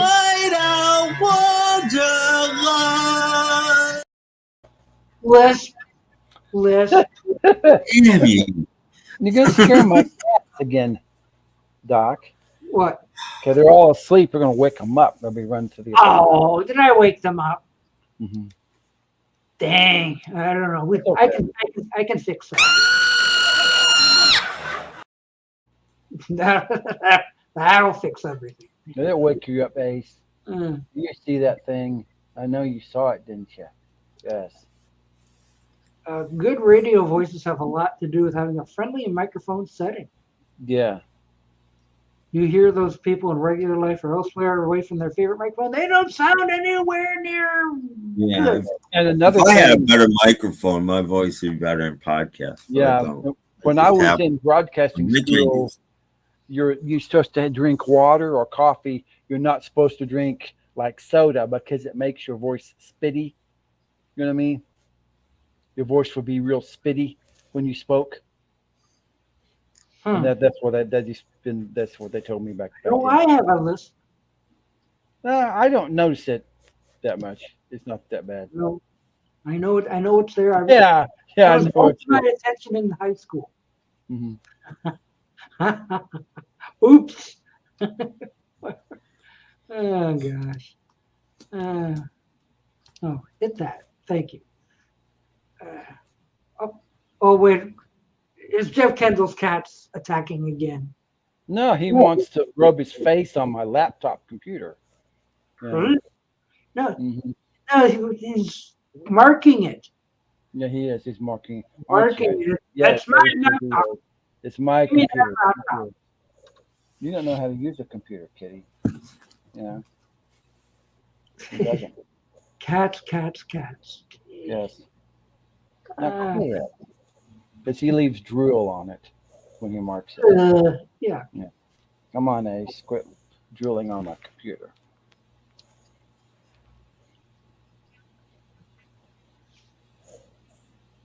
What you looking at, Doc? Trying to find a clip, but I can't find it. Tim probably knows which one it is, but What is? What? oh, I found it. It's out of order. I got to put it back in order. Let's see. I guess I got to go down with it. Please excuse me while I fix my order. Okay, fix your order. I got to fix my. Ollie Perry has a question for us down there. Oh, that's nice. You answer it for me. Well, I don't know which the first CD you bought, though, Doc. I didn't buy any. I didn't buy any. Meanwhile, 1 minute later.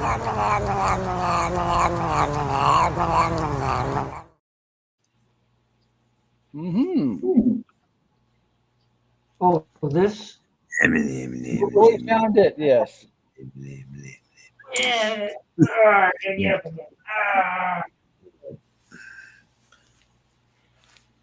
Okay, I got to get into the R's. The R's. Well, what's the first CD you bought, Tim? Big Star's first 2 albums on 1 CD before I even had a player. I said I wasn't buying a DVD player till Big Star came out. I figured it never would, and that way I wouldn't have to buy a DVD player. And then it came out, so I got my word and I bought it. And I bought a Doc? CD Is player. that the first CD you bought, Doc? The first CD I ever bought was. Oh, the Ruddles. Okay. And yes, I bought this, 30 years ago or whatever now? I still remember that first CD I bought. What was that? I bought a CD. My wife and I got married in February of '87, right before the Beatles CDs came out. There was a British Very Best of the Birds, the 60s group. When they were first coming out with CDs, I got, and it was like $25, and I regretted it, because it didn't sound very good, but it was what I got back then. No, I didn't even have a CD player yet. Well, I got one of them. I got one of them cheapy ones, like $85 ones. It's stuck in I my didn't have one yet either. I bought my first one at Kmart. Same day. I rode my bike like 15 miles to this import CD store and bought the CD. Then I came home to my house, put it in my room, got out my big, huge backpack, stuck it on my back. Then I rode like 10 or 15 miles the other way to Kmart. Went to Kmart, bought a CD player, put it in my huge backpack on my back. Rode home, hooked it up, and I listened. 15 miles. Yeah, it was a long way to both places. I lived near UB's Main Street campus, and the CD store was in Williamsville. Oh, okay. Which isn't Buffalo. It's a city over. And then the Kmart is in Kenmore, which isn't Buffalo either. It's the other way. The other way. Other way. Yep. And I only bought it at Kmart because that was the closest, and I knew it'd be the 50 miles was the closest. Yep. That's a big long drive if you're on the bike. Yep. No, I guess CDs were just coming out, and I spotted this in a Detroit record store.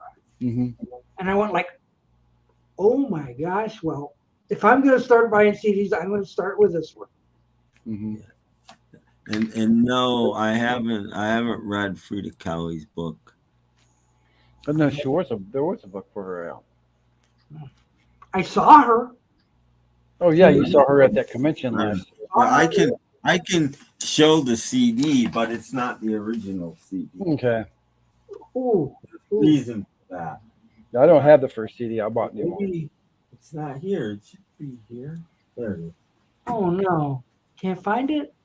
No, I found it. This isn't my original copy.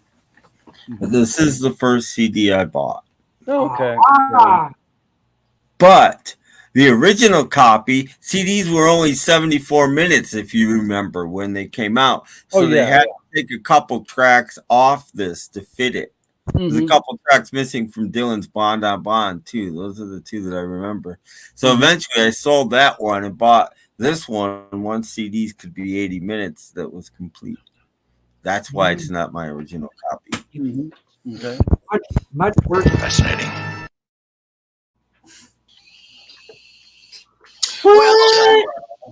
What? Something's wrong here. I found BeatleBrad. Look at that shirt he's got on. Whoa! Look at that. Yowza. Snazzy, huh? That is ultra snazzy. Wow. Hi, everybody. Hi, BeatleBrad. BeatleBrad here. Oh my gosh. That shirt is fat Beatleless. Thanks. Thanks, Uncle Tim. Very much. Yeah. BeatleBrad, he's alive. He's alive. Yeah. Hello. Right. Yeah, Hello. He's here today. Wow. Where's Jeff? Where'd Jeff go? Oh. Yeah, actually, I just came back from the yesterday, pretty much all day at the what is it called? The Fab Fest or something. So that was BeatleBrad. Howdy. And I've been hearing all sorts of horror stories about living down south where the hurricane went through. Oh, it's unbelievable. It's horrible. I mean, there's a place called Chimney Rock where they filmed part of Dirty Dancing, and that's completely so washed away that you can't get near it. Hey, Jeff. Hey, so everything's okay where you live, Brad? Well, right where we live, it's okay. We've got power and all of that, but around us, it's just, people are completely flooded and they've lost houses completely. Roads are gone. Yeah, I feel so bad for those people. It's unbelievable. I mean, it's not going to take months to clean this up. It's going to take years. Yeah. I've heard that. It's not anything that's going to happen. Yeah, they interview people and they're just going like, I don't know what I'm going to do.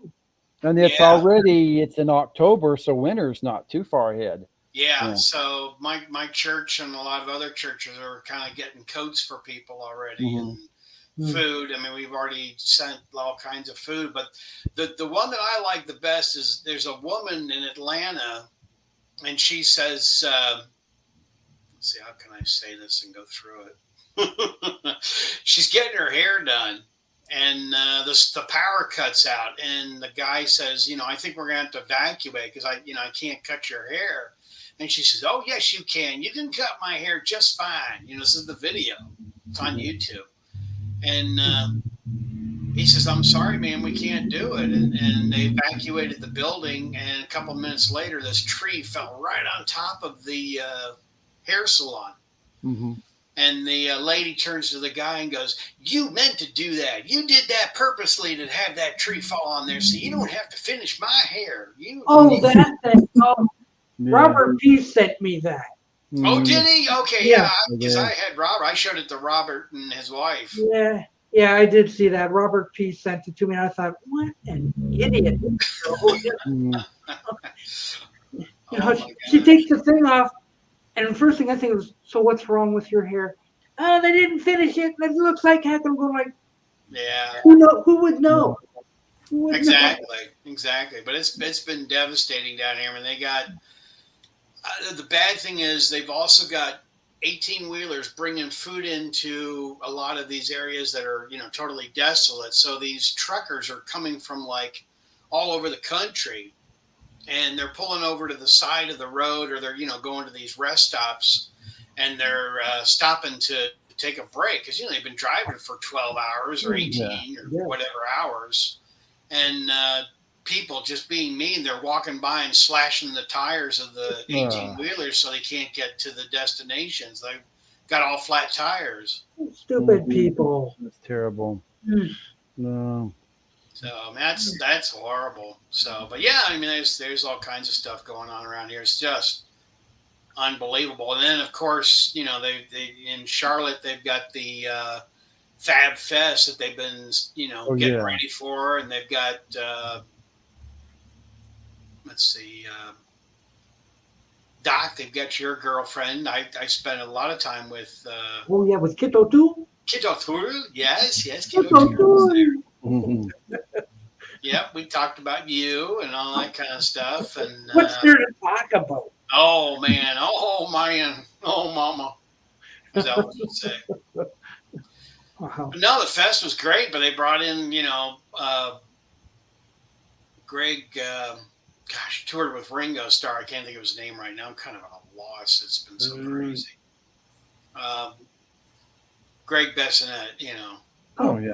Bassinet, yeah. And Bassinet. I told you, it's been crazy. Yeah. So I couldn't believe I was going to go to it, but the attendance was down a little bit, but it's still, it didn't bother me any. Well, you have to more for me. I did well with the vendors. Yeah. So did you bring home anything? Yeah. Oh, maybe that shirt. No, actually, no. I didn't get the shirt there. I've had this.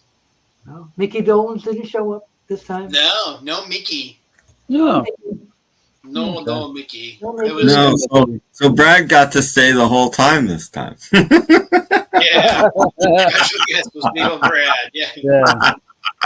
My wife dropped me off and she's like, I don't want to see you for days. You stayed there. Don't you come back here no more. Yeah. Hit the road, Brad. Don't you come back really. no more. Well, good to see you, Jeff and Jim. Definitely, yeah. I'm having a hard time finding this camera. I've moved it, and now I can't. Well, it looks fine. It's got like a lens. So, Brad, was there any flooding around where you live? I'm sorry? Was there flooding? Or were you clear? Was flooding was unreal. I mean, you saw cars flipped over and floating down. I mean, total houses close by us, they're flooded so much that the whole foundation of the house just took off. Everything. I mean, there goes my house. Yeah, exactly. I mean, there's people that are totally homeless that they got the clothes on their back. They don't even have a car. Yeah. They don't have any food or shelter, or just like Gilligan's Island. Yeah. People on Gilligan's Island had it better. Yeah, they had food and cars and a radio. Yeah, they did. Well, it's kind of like Survivor, then, I guess, the TV show. I guess. That's just so terrible, though. Oh, it's just unbelievable. So keep all of them in your prayers because they're just. Yeah, and another hurricane coming this week. Yes. But it's going to hit more in Florida so far. So far, yeah. Hopefully it's. Oh, Martin, give up.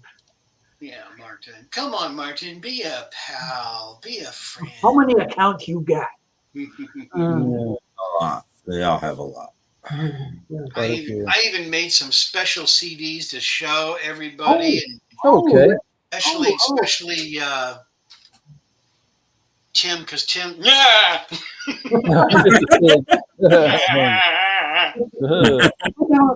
Ooh. What? Comedy Pops. Yes.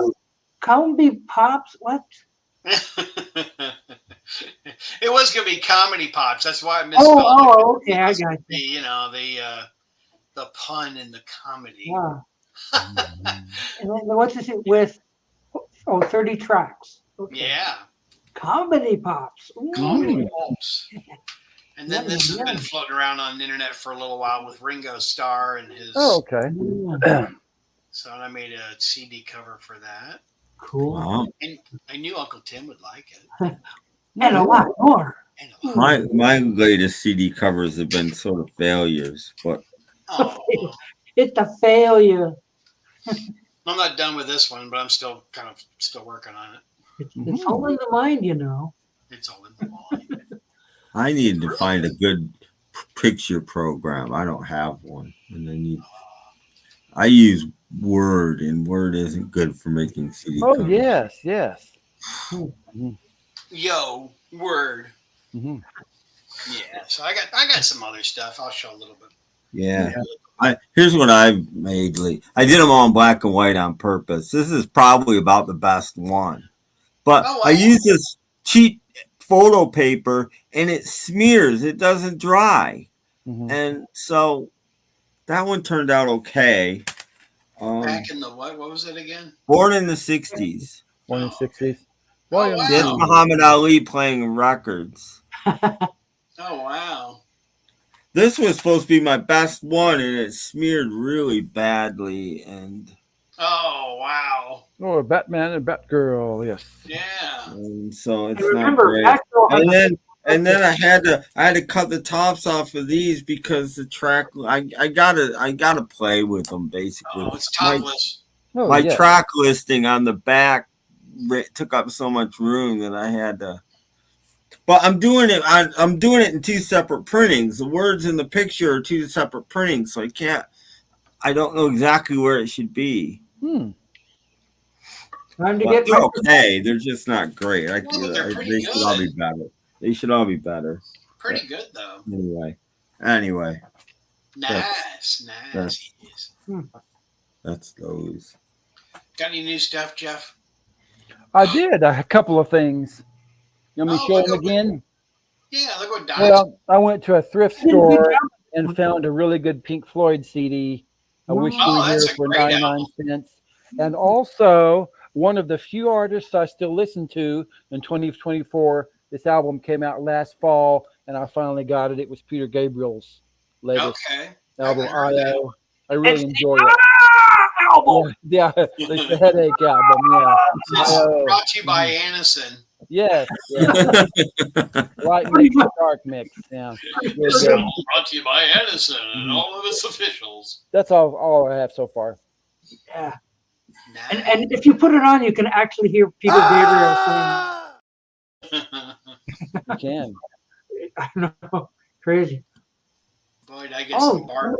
I don't know. Are you the real person or not? He's got a wrench, so I'm going to trust him. Yeah. I think it's the real guy. I think it's the real person this time. Make sure my hair's combed down for you all. I don't want to be. That's okay. Yeah. So we'll be joined in a moment with another celebrity. Another one? Yes. Another one. Yes. I wonder who it could be. Why, yes. Wow. Yes, I'm a real person. Okay. Hi, Paul. So many fake persons. Hi, Paul.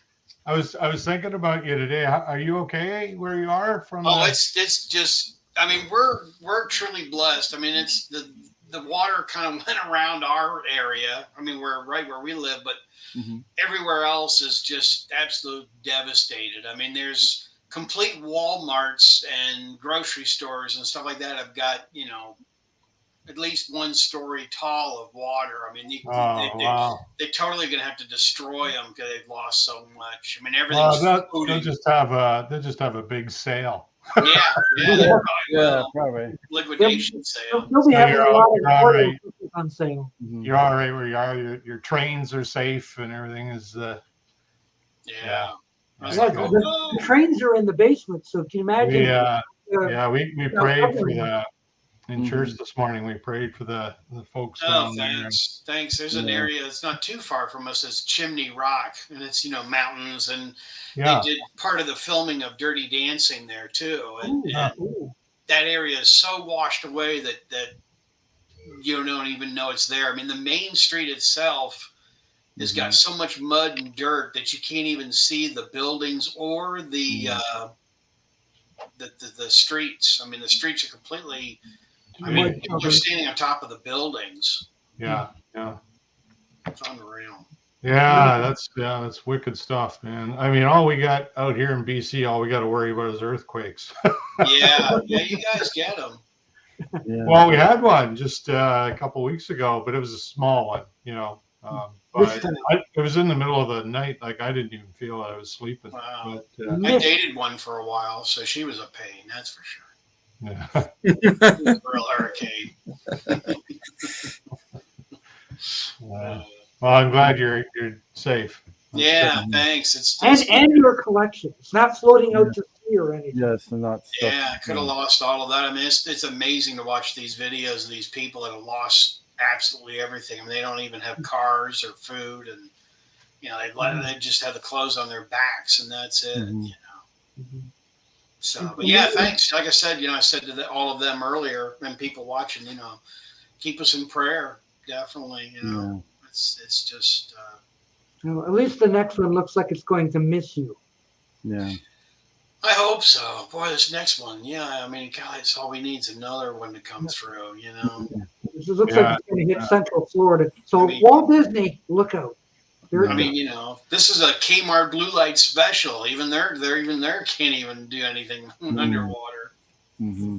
Wow. But now's not the time to buy a car, because I guarantee you for the next 6 months there's going to be people selling used cars that are all in water, full of mud. Yeah. Mm-hmm. It's showing them overturned and laying on their backs and stuff. And I seen the video where the house was going down. Yeah. Well, it's all just stuff, That's That's right. So there goes my house. It's crazy. I mean, I've had a couple friends lose everything, and then I had another friend who was next door to where the people lost everything, and the trees fell on both sides of the house and didn't even touch their house. It was like the Lord's hand definitely just protected him. He's got a YouTube channel, so it's Tommy Burton, if you guys watch him. Oh. Okay. Tommy, he's up in the mountains. Yeah, I'm friends with Tommy. Yeah, I was gonna say Tim knows Tommy. When he was doing his video, he did a video, or you reviewed an album for a year every single day. I think I was the only person that watched every one. You were. And he mentioned that too at the end. He thanked me because I was the only one that hung in there and watched them all. Yeah, Tommy's a great guy. He's genuine and solid, and he's a good man of God, and he's great. So. And by the way, Brad, Robert P. just got home a couple hours ago. Yeah. Oh, okay. Yeah, Robert and his wife spent some time with us, and they had enough and left in half hour. They've had enough. I'm out of here. I've had enough. They were happy to be with my wife and buddy, but Well, I don't know. Were everybody there during the hurricane? And you look outside and it's all like. Yeah, no, they weren't here during the hurricane. They would not have made it through because all the roads are covered over. Did you just hang on for your life, or? Yeah, pretty much. I mean, it was amazing. Outside. I mean, you could feel the foundation almost kind of. Oh wow. Kind of shifting, Yeah. Stuff that I'm saying to my wife. It's like, hang on to something. Make it, yeah. Mm-hmm. Wow. So. It's bad enough like we get a thunderstorm here or something like that. Oh, boom, boom, crash. But it's bad when the Krispy Kreme's donut store, the hot and now sign's not working. Not for a while. No. Yeah, not for a long while. Jeez. Oh boy, yeah. But anyway, but it's good. Yeah. Good to be back on. I mean, we, my friend of mine lost power for like 7 days, and I lost power for. Was that your stomach? Yeah, dinner time. Doc? A motorcycle drove by. Oh, I thought it was your stomach. I say, I'm beat. You need to see a doctor. Mm. Yeah, I know it's like losing your power. I haven't had mine since I got married.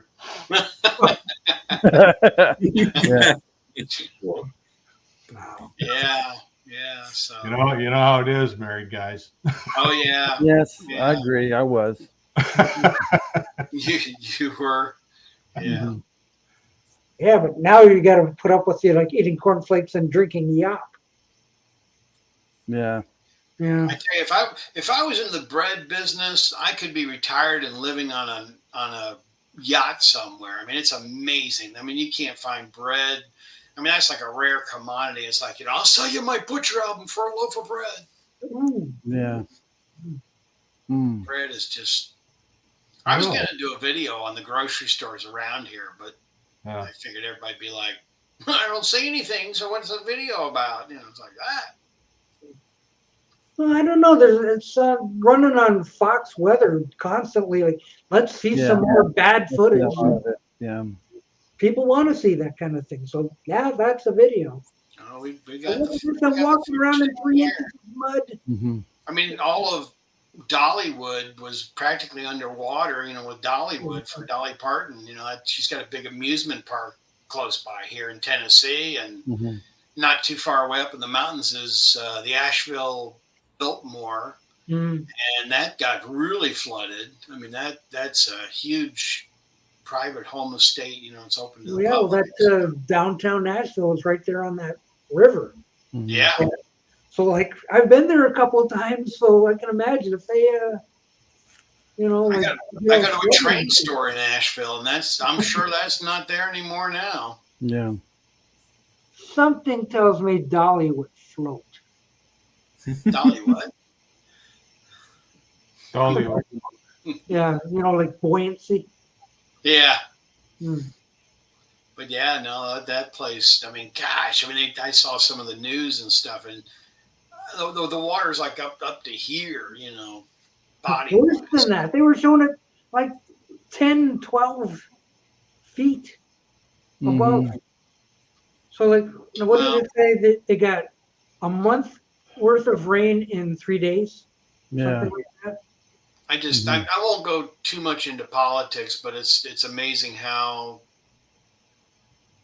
politicians of that are running our nation are not even helping out. They basically have said, we're going to send you, 100,000 for what's going on, and 100,000 billion. It's just, and we're going to help out a few people, but they haven't even sent anything yet. Yeah, I was going to say that, Brad. I heard that they're sending $750 to the families, and they're sending $2,500 for legal aliens. So let me throw this. That's 2 nights in a hotel. That's nice. That'll help. So they're going to send people this money. So they're going to send it by check. One, the power's out. You can't cash the check. So where do you go to cash the check? You go to Canada. Yeah. It's worthless. It's the same as they did for Maui, right? $750. So I wasn't going to say anything, but you brought it up. I mean, there's guys. Nothing. Yeah. There's guys on YouTube saying we can send billions to Ukraine, but we can't take care of people in Russia. Yeah. It's unreal. It's priorities. Terrible. It's just, these people have got nothing, and they're, like I said, in the mountains it's starting to get cold now, so they get clothes and they get close. Get cold pretty soon. So I mean, our church has helped out a lot. There's well, that's what they were saying on the news I watched. Is like the churches and people are just taking over. And they're doing what people should do. The government's not. You can't wait for the government, so you got to have each other. Apparently, FEMA showed up at one town, and like the local people, they sent them away, and it says, we don't need your help. Like, where were you when we needed you? We don't need you now. Go away. Yeah. They made them leave. They wouldn't have anything to do. They brought in the National Guard, and they brought in the Army and military, and the government higher ups in Washington basically said, you are not allowed to get off your truck until we tell you to, because we're not authorized and we're not going to allow you guys to be a part of all of this. And there's a lot of red tape. I can't remember all the wording of it and all, but they're not even allowing them to help. And you've got people dying on the streets and kids that are dying, and anyway. Yes. I'm running for Congress, by the way. So I was watching. There's a host called Glenn Beck, and he actually was interviewing people, and they said it's terrible, and the government's nobody out there. You know, they're relying on each other, and it's just horrible. It's just horrible. Mm-hmm. I mean, all this during an election year. How convenient. I was gonna say, yeah. I mean, it's hilarious. They're going to send checks. Well, there's no mailboxes, so where's the check going to go? Mm-hmm. There's no banks that are. I mean, these banks are completely flooded. The banks are floated downstream. Yeah. Glenn Beck was the guy I was listening to as well, Jeff. He was interviewing him on the phone, and he's there, and they actually brought. I don't know, like 18,000 pounds of food or something. Plane load, I believe. Yeah. So, and this is just from people helping out. And he said, churches and the community are just coming together, providing, help, trying to provide what's needed. Mostly, I guess it would be food and shelter. Well, did you hear what I was saying earlier, Paul? I don't know if you're on or kind of maybe coming on, but, these 18-wheelers are bringing food in.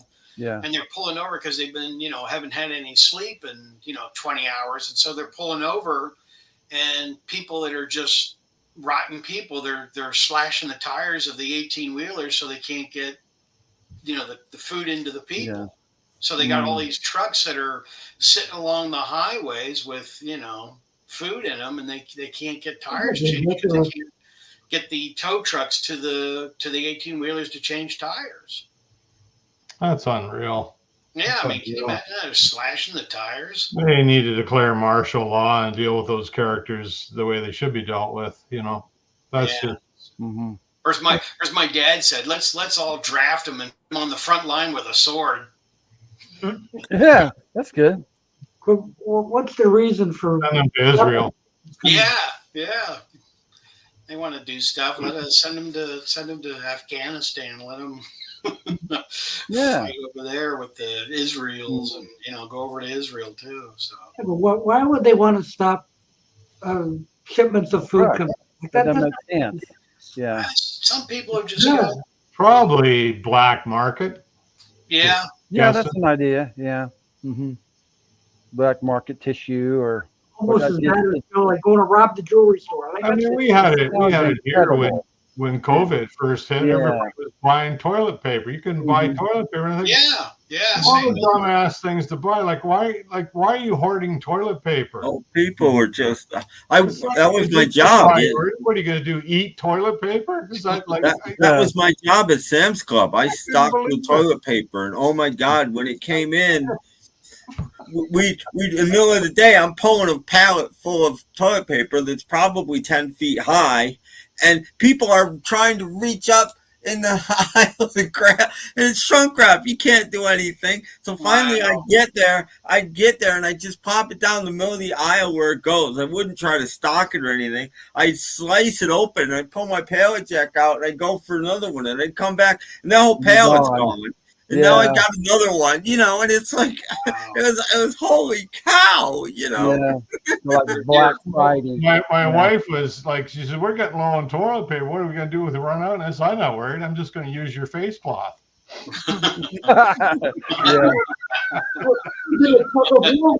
Lady. No, mine. I saw it first. Mine. No, but I can tell you how bad that was. We not only sold out of toilet paper, we sold out of anything else you could use too. Once the toilet paper was gone, the paper towels were gone, the Kleenex was gone. You name it. If it's paper and you can do something with it, then it was gone. Of all the things to hoard, like why that? Like I just it didn't make sense to me at all. I just thought this is it was absolutely ridiculous. And then of course we'd have to save a couple pallets for seniors. We had a senior open 2 hours early, seniors only, one day a week, so that they could come and get toilet paper and anything else. But I never understood that either, because most seniors are living alone, or maybe one other person or something like that. They don't need, the 36 packs of toilet paper that we sell at Sam's, or 48, or what. I never got that either, because what are they going to do with that? That's a lifetime, literally a lifetime supply for those people. Well, our local grocery store just started putting limits on what you could buy, and people were literally duking it out in the aisle over the last package of toilet paper. Yeah. It's like, yeah. you know, seriously. Well, yeah, we had limits too. One or two, I can't remember. But I mean, they did it too late. You know, the stocks were already depleted, and then yeah, we were already gone. And like Clorox wipes too. That was the other thing. Oh my God, I'd be pulling a pallet of those out, and literally the pallet would be mostly gone by the time I got it to the aisle. Yeah, I'm like, there's nothing even to stock here. That's unreal. Yeah. I mean, things were horribly bad, and I called because I bought my tickets in advance. I called the movie theater and I said, "Do you have power by chance? Because there's nothing to do around here." And he says, "Believe it or not, we've got power, and we're still showing one hand clapping." And I'm like, "Really? We're coming. Yes. We're coming." Yeah, the tickets were all sold out. You had an audience of 5. I want to go. Believe it. I want to go see that just to find out what the other hand is doing. I like to see it was playing around You here. tell us all the time we got boys and girls. Bye. Yeah. But good movie, right? You know, like you and Robert. Oh, it's great. The sound quality is fantastic, but there's no difference between that and the bootleg copy I've got of video. It is what it is. There's nothing you can do with it. Yeah, I mean, it was made from video to begin with, and without totally making it AI. You know what I mean? Without making everybody look like a wax cartoon. There's nothing you can do with it. But there we are. You know, you had to pay for assigned seats, so we paid for second row seats, and we got our seats, and it's like there's 4 other people behind us. I'm like, let's move back, you know, because Robert went with us, my friend David, and all that, and so I went. You know, I was getting ready to get up, and one of the guys coming through, he's saying, you know, we're getting ready to start the film, and you know, we got a little bit of difficulty, but we'll get there. And I said, well, we're going to move back, and he goes, what seat number do you have? I said, Why well, does it matter? Second row. I said, but the place is empty. He goes, that's your seat. Oh, crumb. So you watched the movie like this? Yeah, I did. Yeah. We're all like this, our eyes, you know, it's like, hey, how are you doing? Yeah. I would have just said, "Oh, I lost my ticket. I don't remember what seat it was, but I think it was back there." We're going to move back afterwards and figured, well, the lights will be off, you know, and it'll be dark. Yeah, you moved anyway. What are they going to do? They might arrest you, you know, and Yeah. call you an insurrectionist or something. Yeah, that'd be great for the video. And then, you know, That's the video. as I take the toilet paper from the police station. Just hold off to the pokey for changing seats. Salt and the pepper and everything else. Yeah, that's right. Yeah. Oh my goodness, a wacky world we live in. Oh yeah, I tell you, amazing. Should have gave you a refund or something, maybe. I don't know. All the popcorn you could eat, because nobody's selling it. Yeah, because I showed the popcorn thing. It was empty, and it's like we showed up. They go, "Oh, there's 3 people. Start making popcorn." Yeah, really. What a waste! What a waste! But the world that we live in today, they don't make popcorn. They get it in big bags and they dump it into the machine. Yeah. Keep it hot. They don't even make it. No kidding. Yeah. I mean, nationwide, they don't make popcorn. It's probably not even popcorn. It's probably styrofoam or something. Well, some places do, because we used to have a couple of like local theaters, not in my town, because I don't have a local theater in my town, but a couple towns over, go to Sam's and buy the 50-pound bags of popcorn and that popcorn butter stuff that's oil and butter all in one. And because they would complain about how bad it smelled, but it tasted good. So yeah. As your stomach's getting pumped, this is great stuff. Yeah. They're turning us into dogs. The worse it smells, the more we want to eat it. Yeah. You know, all of a sudden, you know, McDonald's is looking pretty appetizing because they're the only place that didn't flood, you know. Jeez. You know, it's bad when the record stores are gone. And, well, 2 record stores completely got flooded. I mean, they got washed away in Nashville area. They're gone. Wow. So imagine the sale on all those Beatles cubes and stuff. Yeah, really. A little bit of water damage, but it's okay. It'll be good. It'll be good. Water damage, yeah. Get yourself one of those sonic, ultrasonic cleaners. You'll be fine. Norton Records did that in Sandy. They still have some left, I think. They managed to rescue tons of their 45s, took them out of those water damaged sleeves, cleaned them all up, and sell them in lots, Hurricane Sandy lots with like commemorative sleeves. A lot of them are stamped Sandy right on the record. And they're selling them for like $2 a piece or something like that, getting something for them. And you know, they're you can hear it. They're a little scratchy when you play them, but I think it's cool to have them. I bought a pack. You know, I think it's cool to have them. These are survivors. In the South, one of the great desserts that everybody loves down here, and actually that's the name of it. It's called mud pie. It's like, oh, we're making mud pie everywhere now. Well, you should be able to like clean a record up, though. You know, like but you know the labels have a little, and there's some of them. There are some surface noise on some of them, but I mean they went through a flood. You know, I mean who knows? You know, I'm trying to think if I have any handy. So I was telling all of them, Paul, don't buy a car for the next 6 months from the South. Yeah, I know. They're all water damaged. Yeah. Got your own fish tank inside, you know. Don't open the doors. The fish are still swimming. Yeah. And after even if you buy a car that's been water damaged, won't they stink after a while? Oh, Inside, yeah. A friend of mine bought it many years ago. You pretty much would have to throw all the carpeting. Yeah. Out, you know, all that stuff away, the frame. Yeah, salvage that stuff. And you know, got gray water on it and stuff. It's the just motor sneezes up. You got all kinds of issues. That'd be like salt water, I guess. Nope, Tim got something to show. I'll just show two here. This one doesn't have a stamp on it, but you can see the labels. You know, the labels a little worn, and you know, tell it's been through something. You know, and they put them in these sleeves. There's 10 different sleeves, and they all say something different on them. I think it was a pretty cool idea, and yet you don't know what you're going to get. You just get them. But here's one that's actually stamped with a Sandy. Oh wow! They didn't do them all, but they stamped a lot of them with a Sandy. So you know. Wow.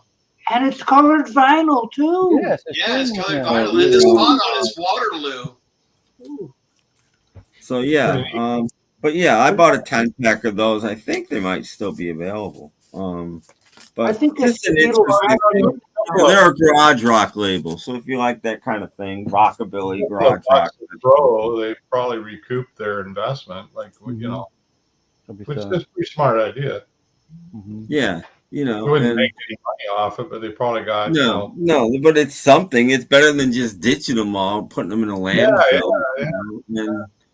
I mean, if you don't really care about the sleeve, you know, like you just Yeah.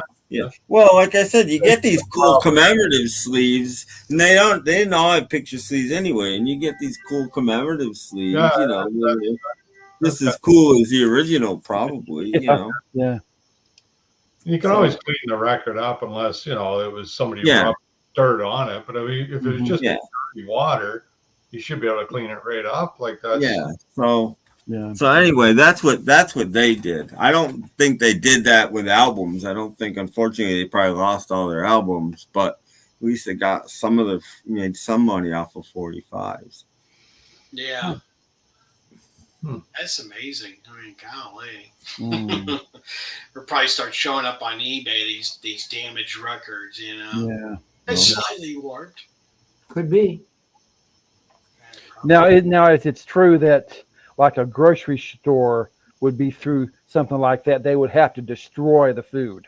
Yeah. Right. Yes. That's. The health violation would be huge. So that kind of stuff you just have to. It'd be all the bacteria, right? You have to throw out all that cereal. Oh. Yeah. Oh. Yeah. No, you have to. We had a fire at Sam's once, and we had to destroy so much stuff, and it wasn't even a big fire, and it was put out within like 10 minutes. but still, we had to destroy because smoke damage and water damage and chemical damage and That's terrible. I worked at a restaurant one time and we lost power, and so they said, sorry, we can't serve anymore. We're gonna, let everybody go in the restaurant. And it was a nice restaurant. It wasn't like a Wendy's or something. It was a 5-star, real nice restaurant. So they evacuated the whole place, and we're thinking, well, okay, now what? Because we've lost power. So my manager said, okay, I want every employee in the kitchen and everybody grab a spoon. I'm thinking, what are we doing? Are we going to have to do something here? So everybody gets a spoon. And so he said, we've got a flashlight. We're all going back to the freezer and getting all the ice cream, and you can eat whatever you want. Oh, yeah. So we all got ice cream that day. And, and it's like, it was great. Oh, we all ended up with like 72 hours of being on the clock, It's like, because the power went out, so it's like we would lose power all the time at Whole Foods, and there's procedures you went through. Once it lasted for days, and we had to get a couple of freezer trucks, and we literally loaded everything from all of our freezers into a freezer truck. That was a pain in the butt, but we didn't lose. Yeah, that'd be a lot of work. That'd be a pain. Yeah, that happened a few times. First thing you do is you take cardboard and you cover up all of your coffin coolers. That's the very first thing you do. Yeah. And then the second thing you do is you get caution tape, and you literally, because at Sam's Club we got those huge freestanding freezers with the doors. There's probably 35 doors a side, and you go around a couple times with caution tape and run it through every door handle, so nobody can shop out of the freezers. Okay, you keep everything locked up tight. That way it keeps it as cold as possible for as long as possible until, help arrives in some way, whether the power comes back on or whatever. Wow. But yeah, I noticed we killed Doc's ratings as soon as I started talking about the flood. It's like nobody's commenting. No. That was the thing, though. You'd think power outage. Oh, we get to go home because the store. No, nobody goes home. There's stuff to do, and everybody does. Yeah. Well, it's like they showed on the news here. I mean, for those of us who did have power, I mean, they showed some of the news of Asheville and stuff like that. And seriously, the waves and the water was so high that, it's just the water's rushing. And you see these coffins going up and down. They were like coffins floating in the water. And just amazing to see. And it's like, like dead people were floating out to yeah. Grandpa always wanted to be a sailor. I heard something that they were picking bodies out at the tops of trees. Yeah. Oh. Yeah, I mean that was happening right How down the far road. is Asheville away from you? How far is Asheville away? Asheville's about an hour. Well, a bit of a ways. Yeah. I mean, you got water coming. I mean, it's like, all the water, like my wife and I, we love to go see the waterfalls and stuff like that. And there's lots of them. You got water indeed, yes. The things have imploded so much with so much water that there's no waterfalls anymore because the mountainside is completely all washed away now. Yeah, you got new rivers now. Yeah, unfortunately. Some of it's starting to dry up, and so it's just complete mud all the way past. Like some of the, like they showed a KFC, and the mud is up to past the door. Yeah, probably inside there too. I mean, Wonder how mud-soaked chicken tastes. Yeah. No, that's extra crispy in that store. Yeah. Yeah. I ain't shopping at that Walmart. No. Yeah, I mean there was a Walmart in Ingalls, which Ingalls is the grocery store around that area, and the Walmart. I mean it's so washed away, the Walmart and the Ingalls, that the roof came off of the Walmart and just completely took everything. It's just going down the river and all of it. And, it's unbelievable. I mean, it looks like something out of a movie because it just looks so unreal. It looks like a movie prop or something. occasion. You don't know. It's terrible. Yeah. Yes, like I said, yeah, keep them in your prayers because it's just. Thank goodness it was only 3. But a long time ago, we had a flood where I live. Yeah. Hurricane Agnes. And we lost 3 of our 4 bridges to houses floating down the river. Oh, yeah. And then a house takes out the first bridge. Okay, but now it's ruined the house, so the house isn't going to take out the second bridge. But then a little while later, along comes the second house, and that takes out the second bridge. And then a little while later, here comes a third house. It's like it's a good thing there wasn't 4 houses because we only have 4 bridges. And nobody's getting to the other side of town. And our town is split neatly in 2 with a river. Wow. But yeah, so we only had 1 bridge by the time it ended. But at least we did have 1. We had them all on film. I saw them on the news. They played it a lot. Actually, that sounds kind of familiar. It might have been on YouTube somewhere. Maybe, but they got cemeteries. They got cemeteries underwater, and the bodies are coming up and stuff. Oh, man. That's just, like Paul said, there goes Uncle Fred, Yeah. Well, how do you get an accurate count of the dead when there's actually people that were already dead being mixed in with the bodies that you find? I mean, just in Asheville alone, they've got like 3,000 dead already in Asheville alone. All you got to do is check the voter registry. All the dead people are on that. Right. Yeah, really. So what does a lactose intolerant employee do with his They got all the mud and all this stuff going on, and the flood, and then they, from a distance you see this haze of a person, and it's Keith Richards walking through the whole thing. Yeah.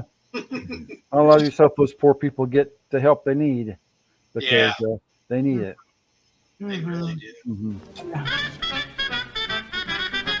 Get true tobacco taste in a filter tip cigarette. The easy drawing filter tip Tarryton cigarette. The pearl gray charcoal filter tip cigarette. Smoke filter tip Tarryton. Take your cue from the red, white, and blue on the package. Smoke filter tip Tarryton. Yes, filter tip Tarryton with the activated charcoal filter gives you true tobacco taste. Try filter tip Tarryton. It does work. It works now. I think I'm in love.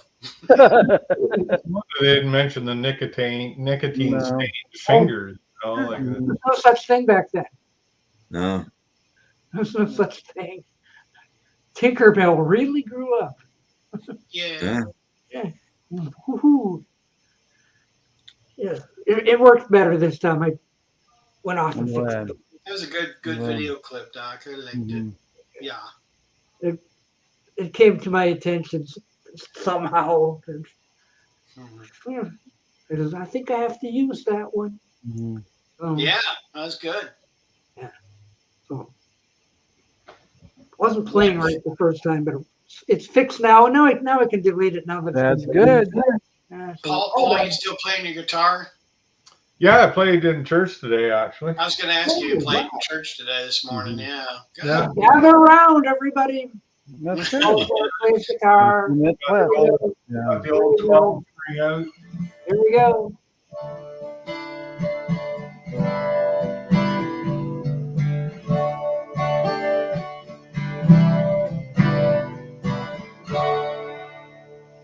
Wow. Sounds good.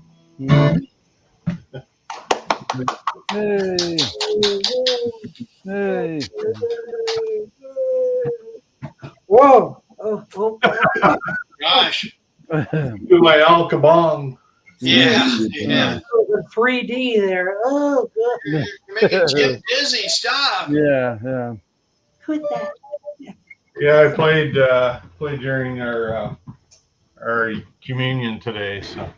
Okay. So everybody took communion to the sounds of your guitar. Yeah. They did.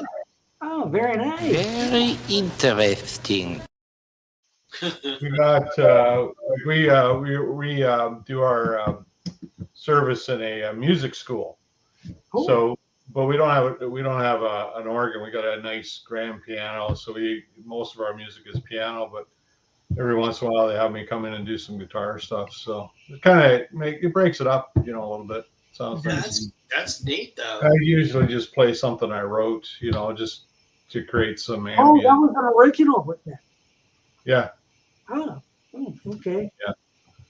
Yeah. So I'm working on lyrics for that one. So That's neat. Hmm. I'll show you who I was with yesterday. Worship song. Anyway. Yeah. That's great, though. Yeah. So as long as they like what I'm doing, I'll keep doing it. Well, you've been doing it for many years now, though. Quite a while at the church, yeah. That's great. Yeah, not every Sunday, but it's nice to, every couple Sundays a month do something. I don't know. That church never asked me to come back with my maracas. Oh, I got maracas. Since he's getting maracas, I'll show you. Oh boy! Oh boy! Oh, here we go. Maracas. Here we go. Okay, let's see. The rattlesnake. Let's see who does the best Davy dance. Come on. Yeah. I'm gonna put a voodoo curse on you. Really? I was gonna show you who I was with this weekend or yesterday, not this weekend. Who says we're not musicians here? There you go. Probably just about everybody says that. Let's turn it up here. Brad has a picture. Hey everybody, it's Greg Bissonette. I'm here at the Fab Fest in Charlotte, North Carolina, and I just want to say hi to BeatleBrad. Wow! Unbelievable! I was gonna do. He and I were gonna do dinner. We've actually become pretty good friends. I mean, we talk pretty regular. And so how much did that cost you? wife nearby. Yeah. He and I were going to do dinner, but he had other plans with somebody else. He and his wife. So that would have been kind of neat. Wow, dinner with Greg Bissonette. He's a real nice guy. I mean, I've chatted with him many times, and he's. I mean, the restraining order's off now, so I can still see him. Gee, that means I've got to rekindle my friendship with Bill Mooney. Let's see if I can show you now. This is for my up-and-coming video. Okay. There's more coming, kids. There's more coming.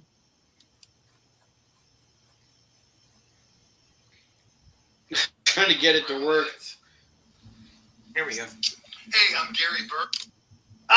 Oh no. Oh.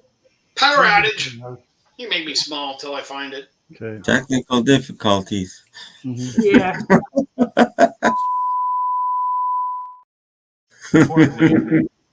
Maybe. Here we go. Okay. Hey, I'm Gary Burr, one of Ringo's Roundheads. I'm here at the Fab Fest because I wrote a new book called Reunion about the Beatles getting back together when they're 58 years old. Yeah. Check it out. But I'm also here to be on BeatleBrad's show on YouTube. Good job. Good job. Yeah. Yeah, look at that. Yes. Yeah. I talk them into doing it, don't I? I guess that. So how could the Beatles all get back together when they were all 58 years old? Because they're all different ages. This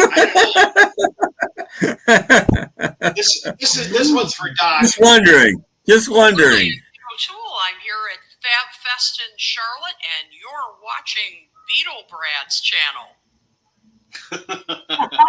This is the Docus. There's Doc Docus's future wife, so. I think only only two of the Beatles made it to 58. Yeah. George didn't make it to 58. Yeah. Yeah, that's like fan fiction. Exactly. So he's got this new book out about the Beatles. If say they were all been able to get A lot. together, and it's like, okay, that's a little bit of It's a maybe in the fantasy multi-universe. Yeah. But stretch. Life is just a fantasy. Oh, gee, what happened? Silence. Well, that's really good. Well, we just have a few minutes left. We had a really good I was looking at the 3-hour time, stream. seeing we're probably about ready to wrap up with everybody. Now that I scared everybody Oh, off. I don't know, Brad, if you've seen these. I've been showing the guys. It's a deck of playing cards. Have you ever seen those? Whoops, wrong button. No. Mm-hmm. I haven't opened them. Yeah. But I think we figured out, I think they were like, what's the date on them?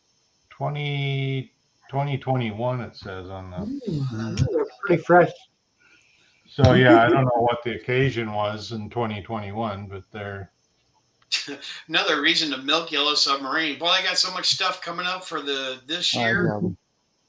Yeah, sorry to hear that, Calvin. Have milked Yellow Submarine, haven't they? Like there's something great for that. Yeah. What's this comment? Stay safe, Calvin. Yeah, Milton's coming through Tampa. Yeah. Going right through Disneyland, too. Like, So Dumbo's going to be flooded. Uh-oh. Uh-oh.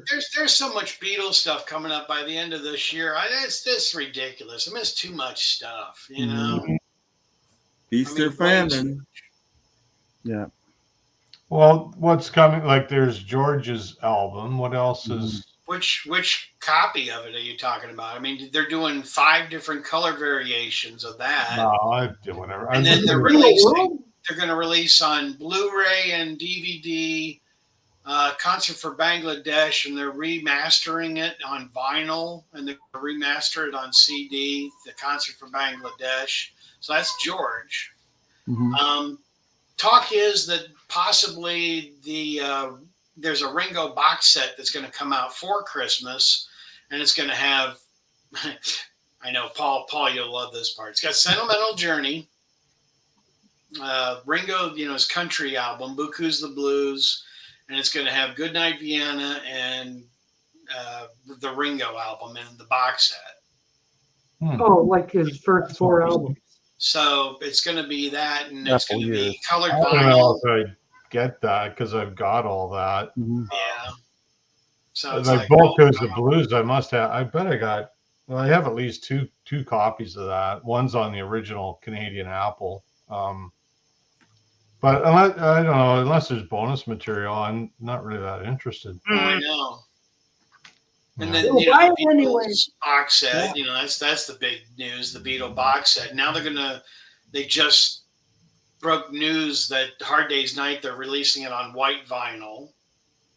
Yeah, but that's in UK only so Yeah, far. that's UK only. Not that you can't get it, but Well, it's they're UK. probably going to end up shipping it through here too. I bet you the because they're doing Meet the Beatles in blue vinyl. And there's supposed to be. I keep hearing on John's birthday, the Lennon Camp is making an announcement, another announcement. Well, that's coming up. That's in 3 days. Yeah, I know. They got But nobody knows what it is. And I thought Ringo's new country album was supposed to be out by the end of the year. There's talk of that coming to happen and all that kind of stuff. So I don't know. I mean, I've heard it is, and then I've heard it isn't. And Paul has an album done too. Nobody knows when that's coming out, but he's got. I'm actually looking forward to Ringo's album because I don't know. People either like country or they don't, but Buku's the Blues is a really good album. Yeah, it's not bad. I'm curious to see what he would do now with country music. But I just wish it wasn't a box set because the box set's probably going to be $200. Yeah.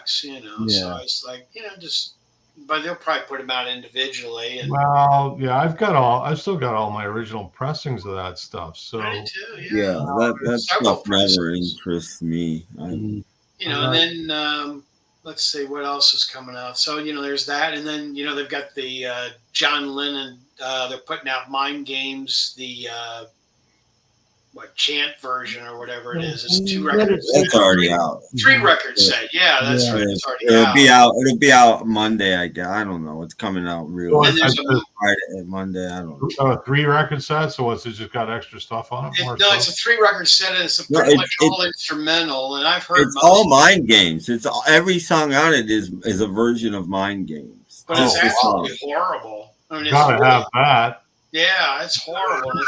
One of the versions is like 23 minutes long. Yeah. But it's $79.99 for that album from John. My goodness me. And record 3 is a mantra. You get to pick a mantra. And there's 9 mantras on one side. There's nothing on the other side of record 3. I'm waiting 9 mantras, and they're all locked grooves. So you pick a mantra and you put the needle down, and it just plays your mantra over and over again until you stop it. I'd rather pick from the dollar menu. It's all like locked groove stuff. Yeah, I'd rather pick from the dollar menu. I'm waiting for the 3 record set of Revolution number 9. That's what I want. Don't say that. It might come out. I'm not. I mean, they can do whatever they want, and God bless them, but I'm not interested. There's a Mind Games book coming out. There's a hardbound book with pictures about. So of all of that, there's nothing. All the confirmed stuff, there's nothing I'm interested in. So it's a cheap Christmas for me. Then there's a couple things coming out for Record Store Day. They're releasing for Record Store Day on the Beatles. So a couple 45. Is it more of those 3-inch records? One's a 3-inch and the other one's an actual 45. Well, okay. I'm not interested in the 3-inch records. It'll never end, kids. Yeah, we either coming out with a 45 because they're doing almost no 45s for Record Store Day anymore. That's my biggest gripe about Record Store Day. 45, what is the 45 was the heart of it for me. I would go and I would pick up 10 to 20 45s every Record Store Day. That was the heart of it for me. What is the Beatles 45? They're doing I Want to Hold Your Hand with a picture sleeve with the swirl capital. I've got an original Canadian pressing. Yeah, I don't care about that either. I mean, they should do like a remix or an outtake. I've never heard the outtake. I Want to Hold Your Hand. Now, if they put out an outtake of I Want to Hold Your Hand. There's one on YouTube that I have not heard, and that's pretty cool. That would be something, but I'm not. Well, I've got it in my blue box. I got it in that international labels. Yeah, I probably have at least 5 copies. I Want to Hold Your Hand. And I've got a Canadian. I mean, it's kind of beat up, but I've got a copy of it. The original Canadian. So that doesn't interest me either. No. So there's a couple things. I don't buy stuff I've got anymore. There's a Beatles record carrying case for Record Store Day coming out too. Marvin showed it. So weight with a little lid on it. Yeah. We're going to be inundated with stuff for Christmas. For Christmas, holiday Beatles. Yes. Yeah. So I've kind of come to the conclusion. George Harrison said it best. It's all too much. Yeah. Way too much. Living in the material world. Anybody else want to jump in on this one? No. Well, you know what? The thing I object to. I mean, if people want this, that's fine. But it is the over commercialization of it, and it's kind of, it just kind of runs against the grain for me because I look at particularly Beatles music. I look at as something special, and to have it kind of exploited like this, it doesn't sit for me. And I'm just speaking for me. Others might be okay with it, but I just think it's just exploitation, and I don't really approve of that. And I always ask myself a question: if John Lennon was alive today, would he be for this stuff? Like, would he? I don't know. I don't think he would. I don't think George would either, to be honest. But it just seems a little bit. I wouldn't say it's in bad taste, but it's just exploitation. I'm for the U.S. box set. I think that's a great idea. I don't like the price. The price is ridiculous. Oh, yeah. But the idea of doing it, I think, These things haven't been in print since 1987, and in mono they haven't been in print since like 1969. So that's fine with me. The price is ridiculous, but You doing guys it, I'm fine with bargain on it in the U.S. Like even after exchange in Canada, it's still $150 more than what you guys would be paying in the U.S. Wow. You know, like I worked out the exchange, and in Canada it comes to $405, but they're actually selling it for $550. So, Paul, you want to buy my American box set? No. Well, I don't want it because I got all that stuff in Canadian. Yeah, I know. But the sad part is the Chaser is Beatles story. Yeah. Well, I got a bunch of Canadian pressings of that, just the different label variations. It's like, okay, whatever. Well, I mean, I got a pressing of that's actually on the red Target label, which I think is kind of rare. Oh yeah, that's nice. The red Target. And then I've got that Japanese box set of Beatles story, and I'm thinking, well, how much? You know, that's what they're offering now isn't any more interesting than what I've already got. So. Yeah, but again, growing up with the American ones, though, is a different. You know, we grew up with them, so it's nice to see them back. That's all I have to say about that. Yeah, I think I'll be interesting if they continue, if they do more. Oh right? Yes. Oh, for definitely. This is just 1964 they're doing, right? Yeah, I know.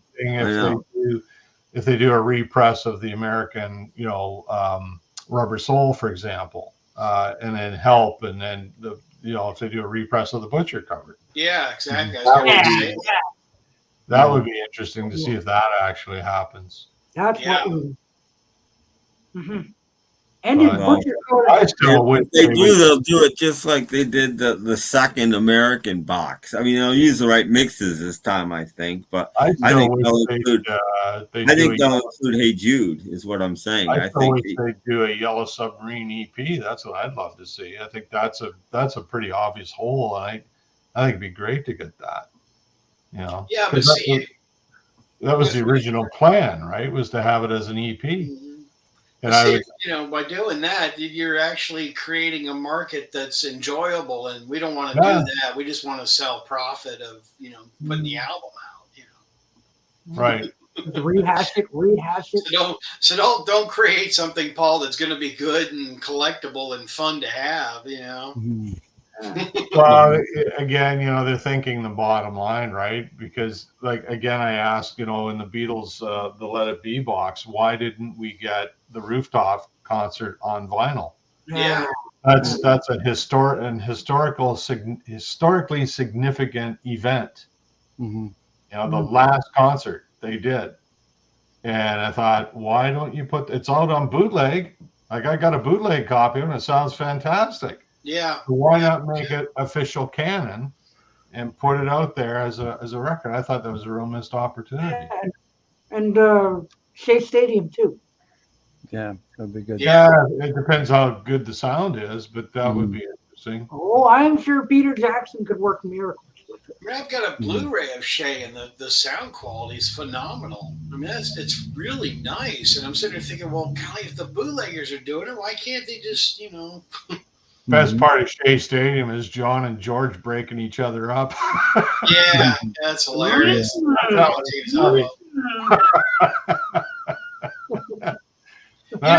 You know who else was at Shea Stadium? Was Barbara Bach. Oh yeah, she was at the concert. Yeah, Barbara. Yeah, that's significant. She was eyeing the drummer. She had her eye on Ringo back then. She couldn't have been very old because she's quite a bit younger than Ringo. No, she really wasn't. She couldn't have been very old, but yeah, wow. Well, kids, I think it's time to end this thing here because we're over 3 hours. Do that Carol Burnett thing, tug your ear and pick your nose. Okay. Take care, everyone. See you next time. Seems we just get started, and before you know it, comes a time we have to say so long. Good night. Bob Barker reminding you, help control the pet population.